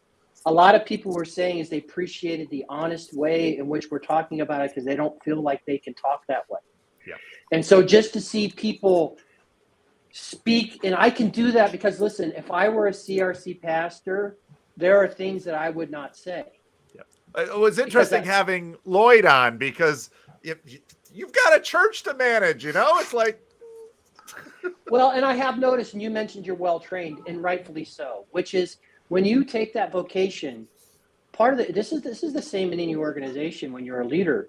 Nope, you're a part of this organization, and you don't have a free speech. You have an obligation to do what's right, and you are representing both sides of an issue, and so that's appropriate. So I just wanted to communicate, and it touches back to the gentleman who sounds like holding those amazing conversations for Thrive. The one thing he mentioned was people who agreed with the traditional stance felt like they couldn't speak up. Yeah. And so I would think that I think Mo, what you're doing is I think there is a need for that. They don't necessarily need the guy like me going on and on about it, but I was repetitive in my article a little bit. There was a technique to that, because the Synod was repetitive. There was a sense that I wanted to keep repeating certain things because I was taking notes as I was going along. But at any rate, I really appreciate this. It means a lot to a lot of us. But I thought I would just want to share that privately. And by the way, people didn't leave these messages publicly either. They didn't even want to put the comment on the Substack. And here I just threw that up. I've got 351 subscribers all off. I mean, that's kind of a massive deal, or 351 views. But it just speaks to this, I think, this undercurrent that's there. So anyway, and Job, you need to go on the Jess and Sherry's Job series. I've been waiting for Job to join them to talk about Job. It needs to happen. It needs to happen. Well, that's been a big part of, downstream of Peterson, trying to create a space where people can say what they feel. Now, you might disagree with them, good, bad, right, or wrong, but every community is going to have its valence. And David, a little bit ago, David Salverda talked about the fact that the Christian Reformed Church before the boomers, the Christian Reformed Church was very much a church of order. It was Sabbatarian. You did and you didn't do these things. These were the rules. You stick with the rules. After the boomers and the counterculture, then you sort of had this inversion. And again, this is culture-wide too. You have this inversion where it's expressive individualism, it's all of that. And Catholicism had the exact same thing happen. Yep. And so now you're sort of coming back. The boomers are dying. The Xers are coming in, and the Xers are kind of like, I kind of like parents that keep milk in the fridge. You can go out there and you can smoke your pot and you can get drunk and you can sleep with everything. You can sleep with others and you can bust up the marriage. But what I really wanted from you is stable parents and a good household. Can you please do that just for my sake? I'm a There's Gen national Xer. story. Yep, I'm a Gen Xer. Yes. Yeah. That's the national story. It's like, yeah, you did all that hippie stuff, but your kids paid a price, and it wasn't fair because they didn't get a vote in that. And we started talking at the Chino conference about quest for a spiritual home, and part of the reason I forefronted the question of divorce so much in my talk was that's such a big issue right now. And Sam, what you said has been so true. These CRC households, marriages were intact. People were dutiful. They did the right thing. People would come in from the outside and look around and be like, yeah, people are sort of thumbing their nose at Ward and June Cleaver. Give me more of that, because I've lived out there in chaos land. And if you're a kid, it sucks. And, you listen to Catherine and Eamon talk about, Eamon's parents who both came from broken households, and they got together and said, we ain't doing this to our kids. There's going to be food on the table and backpacks for school, and our kids can rely on us. And when you had that in an entire community, I remember one situation in my extended family where one of my cousins was in a bad marriage, and my aunt sat down, her son-in-law down, no longer in the family, but said, let me tell you something. In this family, we don't yell at our wives. We certainly don't lay hands on them. And the money that you make at work goes into the family. It isn't for your private amusements out there. This is the way we do things. That was you don't yell at wives, but you do yell at new husbands. That's true. Yeah, you guys want to know what it's like. You guys want to know what it's like to live in a family that's just chaos. Well, I mean, you want to know how they turn out? Just look at me. So all you weirdos out there trying to be weirdos with your families should probably find a way to live well, because you don't understand what it's like to have to go through that kind of stuff. Or maybe you do. I don't know. I think that's why maybe there's something of a resurgence in church, because there are so many people who just were told this lie about it. Sorry. No, that's true. And then, for the Christian Reformed Church in North Jersey, where I grew up and where Nate's, grandfather was a very instrumental guy. Nate Van Dennen. We saw what had been done to the African American families through slavery. I mean, the stories are just horrendous. And so after slavery, during Reconstruction, the Black church was absolutely instrumental in terms of trying to, help these people build a family, stay true to each other, build a community, even during Jim Crow, even though it was completely stacked against you. You maybe can't control the racism that's around you, but you can control how well you treat each other. And so, those are, and of course you've got Thomas Sowell looking at the counterculture and saying that's the absolute worst thing for, people who are already struggling, because intergenerationally with these things, to sort of put on top of the hierarchy expressive individualism. It's a disaster. Elevate the models of a faithful husband and a faithful mother and obedient children and good values. I mean, it's still the same thing echoing through our country today. Yeah, there's a metaphor that I'm reminded of that I remember navigating this with my wife when we first got married. We would talk about homes. I remember specifically front doors. I remember seeing a front door. I'm like, oh man, I wish I had a front door like that. I just love the way that looks. She's like, that grosses me out. That's like every front door I ever saw growing up. And I'm like, yeah, my dream is to have everything that you had growing up that I was denied, that I didn't have access to. And it's just like, it's so easy to become ungrateful for the blessings that God brings to us. And I feel like we're living in an age where a lot of young people are like, yeah, that stuff that you think is so lame, we just wish we had it. Yeah. There's worse things than lame. Yeah. There's worse things than lame. Amen. And I think hearing what you were saying, Paul, about how the CRC really invested in forming its children from, K through college in a way that, like my wife grew up Lutheran and they might do like K through 3, and then you're kind of in public school land. And Catholics, you're pick your mileage. Your mileage may vary on how much Catholic education that you get. But that's like what it would take to really keep a strong counterculture, multi-generational. But you can only accept in so much stuff from the outside before it sort of kills the thing that you're welcoming people into. And that balance, I'm not sure if that was struck well, I guess, over the last half century. Yeah. Well, and the same-sex attraction, same-sex marriage thing is so difficult because, of course, in the CRC, if you have all those marriage values, I had the experience, given my age, where, there were no gay kids so I grew up basically with 100 kids, K through 12, same 100 kids.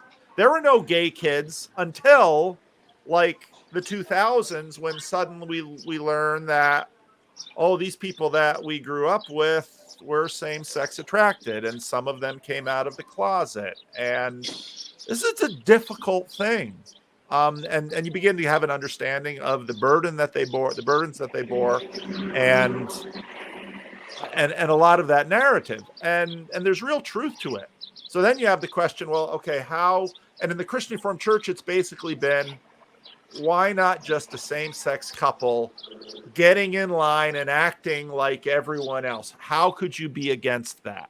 And that's really where the debate is in the Christian Reformed Church. And if inclusion, how so? And under what terms? And but part of the difficulty of Synod was because the battle is to the point that it's existential, that kind of fine-tuning, negotiating, it's hard to do at a Synod floor. Well, and like you guys are left with, and Paul, watching your videos, and Jordan Peterson talked about this in one of his early biblical series about everything is built on trust. Like it is that thing that binds. And there's such a lack of trust on both sides. Like Sam pointed out very fairly, there were a lot, being someone who's traditional, there were a lot of shots, and we know what those shots are and what they say about us, right? And then also the actions, which is like, there's been the slippery slope across the spheres. And so we see this stuff and we're concerned about it. And so the difficult task you guys have, and I know this is what you're trying to do, is can you start trying to find a way to build some trust? Because that's what a marriage counselor would do when you're on the verge of divorce. Can we start to get some level of trust back together? Because if you can't get that, it's just not going to work. Yeah. Isaac, did you want to say something? Great to see you. This was so fun about going to a conference, is that I got to meet Isaac, and it was wonderful. Well, yeah. Yeah, it was wonderful. The Chino conference was really nice. I don't know how much it's definitely a third party experience going through all this stuff, but I watch all your videos, so it's kind of, I was like, well, what's up next? What's the Synod stuff? I have no idea. But one thing that jumped out at me in the stream so far was this. I don't know if you made the point in your commentary so far. I know it was said today that there's this kind of general push of kind of the left-ish kind of agenda that said that you go to school and you do all these things, and then how that class kind of gotten shaken up, and then all of a sudden that's we're in a place where we don't know anymore, like who shares our handshake, Who's us? who we are, and that kind of stuff. And on the one hand, I see that, and it's kind of like, well, you know, if there was that structure, it has this one effect over here being orientating, but on the other hand, it maybe have had a little bit of tyranny going on. Yep. And so, like, maybe a good question is, in this whole process, like where people didn't feel that they could say and speak their mind in synod, is that going to just then whoosh and going to create its own backlash? And how do you bring those people and bring everyone along for that ride so that no one, and that's a hard question, obviously. Yeah. How do we get it right for every single person? Because eventually, you know, because what you said about the family being something that excludes, because it's important and it's its own thing. It's an entity that gives things to some people, not others. So maybe it's an unanswerable question, but it's a thought. Well, it's nobody is a member of synod unless you're a delegate to a synod. You are a member of a local Christian Reformed church where there will be complexity, diversity, nuance. And so you want to have a structure that has enough shape and order to have cohesion and identity, but not too much so that you have tyranny. And basically what the Christian Reformed Church had before was, for the most part, a don't ask, don't tell. I will tell you, I know for a fact that deacon from Neeland was not the first gay deacon in the Christian Reformed Church.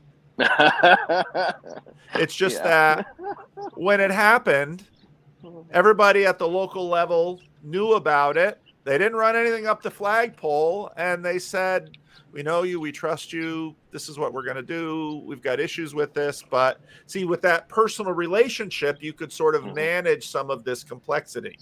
And that's where rules tend to get bent locally, but as long as it's sort of within a framework, you can live with it.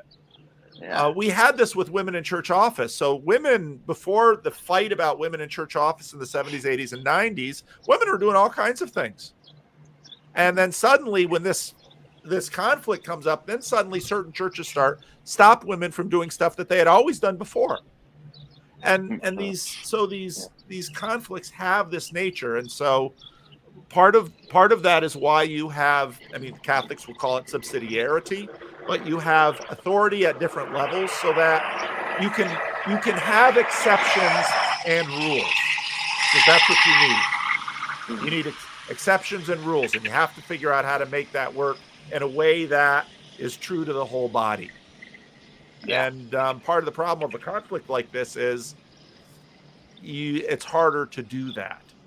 So it's interesting because, like I said, it's definitely a third party thing. I think I told you out at the conference, you know, I had never heard of the Christian Reformed Church or anything like that whatsoever. And so it's like, it is an interesting kind of, it is another interesting point that was brought up, is how even though it's this, you know, it's all these people coming from different places, different churches, you really feel like you said, that there's like this, it's, even though there's like this, like you have the committees making decisions, it's this really, for being broadcast for all to see on YouTube, it is this really intimate thing, because then all of a sudden this is just kind of put out on YouTube, and you know, there's maybe like a little bit of, for some people that would say that, like, you know, maybe this isn't such a great idea to have this broadcast. It's almost like you're kind of airing dirty laundry, so that doesn't help anyone feel any more connected. But maybe it's just like, well, we're kind of used to kind of we're used to set, and we're used to the mind control that affects us all each day, and we're used to seeing all kinds of things through these screens. Yeah. And so seeing controversy through the screen, especially post hoc, away from the thing, you can immediately other people and say, oh, well, the only reason why so and so said that was because of whatever. And Yep. so Yep. yeah, it's all very interesting, Paul. Yeah. Well, thank you, Isaac. Grim, one of my favorite YouTubers. Hello and welcome. You said existential battle, and I'm clinging to that real tight. I don't know if anybody's familiar with the concept of fifth generation warfare, so let me give you another one that might not make sense, and call it spiritual kayfabe. It's not insignificant that what is being affirmed. Let's just say for the purposes of this discussion, it's a pride affirming or not. Are we going to affirm the pride? And that's a thing that's on flags. They're bringing up in nations across the world, on our White House. I think the significance of what's happening here, if you look at it only at like these people are deciding what to do with their church, is you're at the wrong level of the kayfabe. This is probably part of the crucifixion of Christianity again, because patterns, and that they pulled it out as something to enrage their global rage bait of look how they're doing in the CRC church out on CNN is not at all insignificant. And I hope you guys realize that God loves us all. Thanks, Grim. He's gone already. All right, now it's just us. I should probably land the plane here and bring this to a close. I don't know if any of you have any last words you'd like to say. Oh, you're muted, Andrew. I still can't hear you. No, we heard you before. No, still can't hear you. Oh, technology. Nope, can't hear you now. Nope.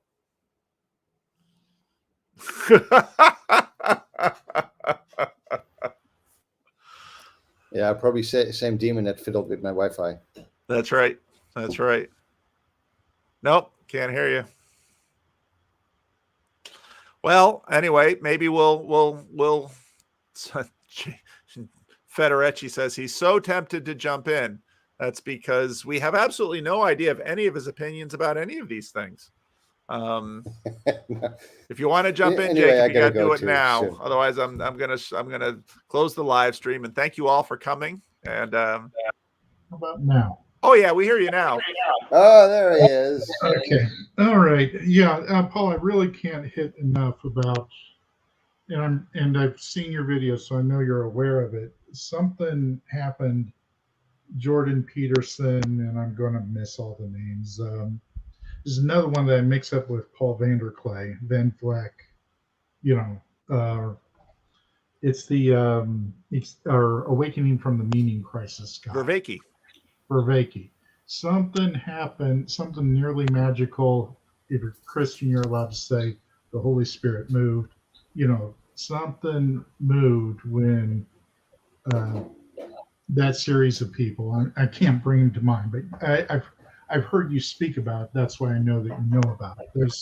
There is a series of voices, and people like me know about them because the YouTube recommendation algorithm ran out of stuff to show me. It's so funny because I'd be getting your videos and I'd be getting World War I videos. For some reason, YouTube was convinced I needed to learn about World War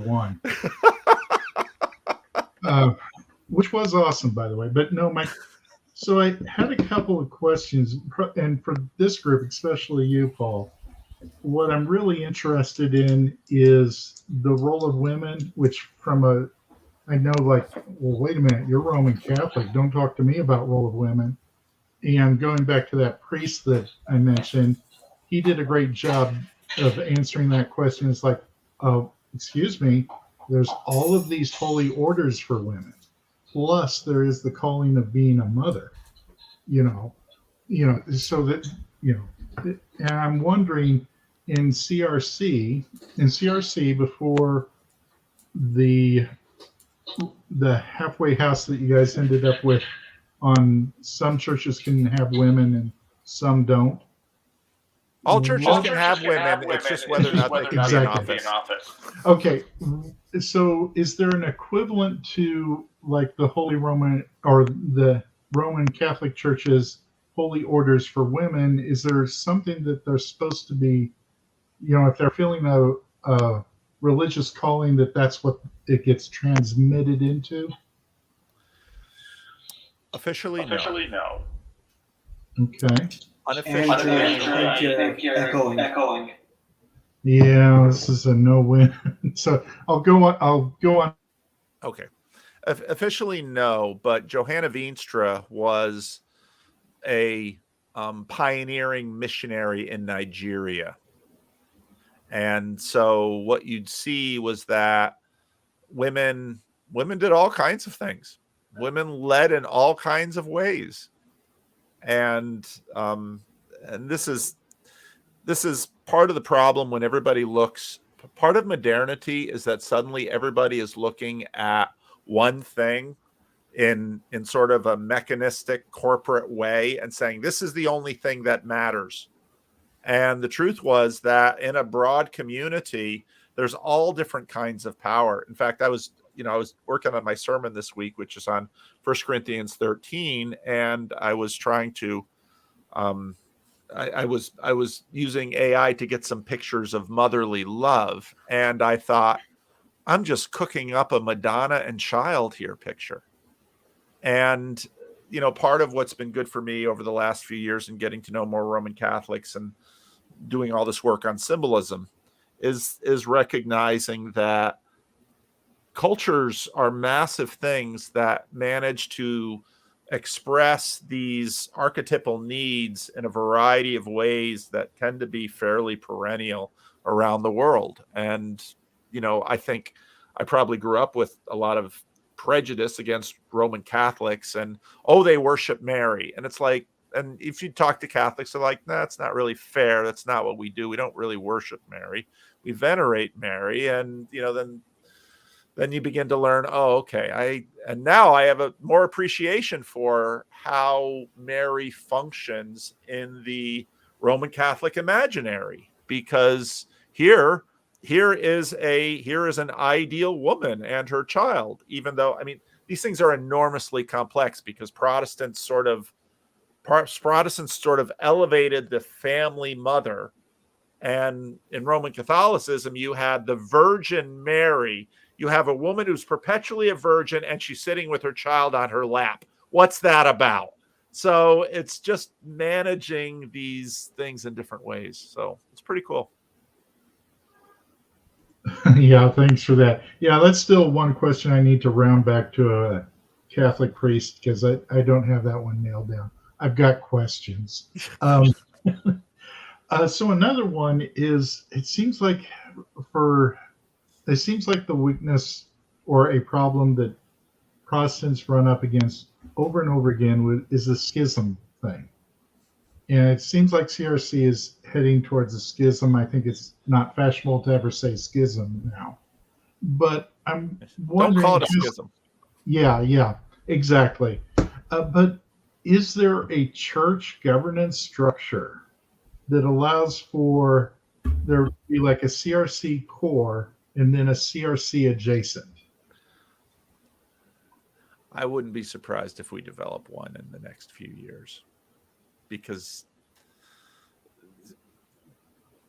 Protestants have used structure to do things differently than the Catholic Church.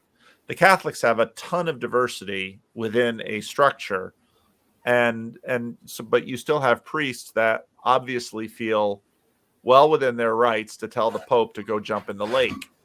So, okay, so you're all in a structure, but how does that work? And so in a lot of ways, Protestant churches are working in a different way, and they're modulating and dealing with pluralities via structure rather than some of the other ways that the Roman Catholic churches do. So yeah, Protestant schism is a problem, and it's been a problem for a long time, and it isn't ending. But it's helpful to remember that you have the Arian Church in the Catholic Church, you have the Donatist Church in the Catholic Church. I mean, one of the impressive things about the Catholic Church is they've endured.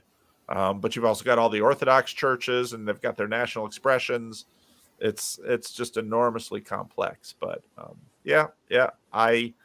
my vision for what I want to see the Christian Reformed Church do is figure out how to have an affirming and a traditional Christian Reformed Church sort of next to each other, that clergy and pastors and members can swap beneath. To what degree can they share institutions? That would have to be negotiated and worked out. But you're definitely going to have two different synods. And it might be that the groups then sort of go like this over time. But again, we're still one family, and I don't want to say goodbye to my affirming friends. Yeah, that sounds awesome compared to this A versus B, pick one only. Yeah. We'll see. We'll see if we can get there. Jacob Federecci is going to have opinions about that, though. And they won't be expressed with nuance. They'll be expressed with passion. Excuse me, I always express things with nuance. I do. And passion. It's not one or the other. It's both and. Nuance is incredibly important to me. But that doesn't mean that once you look at the nuance, you don't actually have a position. Nuance is not the opposite of actually believing what you believe. True. It's not the opposite of conviction. So two things. One, Paul DeVries needs to step up and start talking to people. And if he doesn't, I am going to put him on blast. Well, I don't understand. Put him on blast. What does that mean? So you put somebody on blast by calling them out on the internet. Well, if kind Paul... of like I put you on blast for a while with my Paul Vanderklay is fired stuff. Why not talk to him? I would love to talk to him. Okay. He is welcome to come talk to me, but if he doesn't talk to anybody, I'm going to put him on blast. Muhammad won't go to the mountain will come to Muhammad. I mean, talk to him. I am perfectly willing to talk to him. What makes you think he's willing to talk to me? He would probably talk to me. Would you like me to approach Paul and see if he'd like to come on and talk about it? It's up to him, but it seems to me he needs to take responsibility and actually answer questions that people legitimately have. He didn't in any way break any rules of Synod in what he did. Everything he did was perfectly within his rights. Oh, well, I guess then if you're perfectly within your rights, then I guess I would love to have Paul come on and talk. I've known Paul for years. It'd be great to sit down and talk with him, do a full-fledged randos conversation. You know, everything. Yeah, it's the complexities of leadership. When you have that kind of responsibility, you use it, and people are going to have opinions about it. So he's not unused to that. I think he should. I am surprised he hasn't put out a statement yet.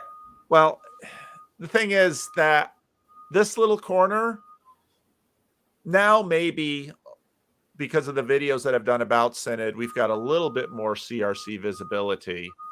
But for the most part, I don't know how much we're on the radar with. I mean, I think Paul probably knows what I'm doing, but I wouldn't be able to put him on blast if I did not have the audience that I do. Thanks to you, Paul. I have to go back to class, but I just have to reiterate the comment I made in the comments. It has been really, really weird for me to see Christians take their straw man of Judaism and profess it as their faith. I don't know what you mean by that. So you talk about baptism being like circumcision. Uh-huh. And then you have this idea of circumcision being salvation.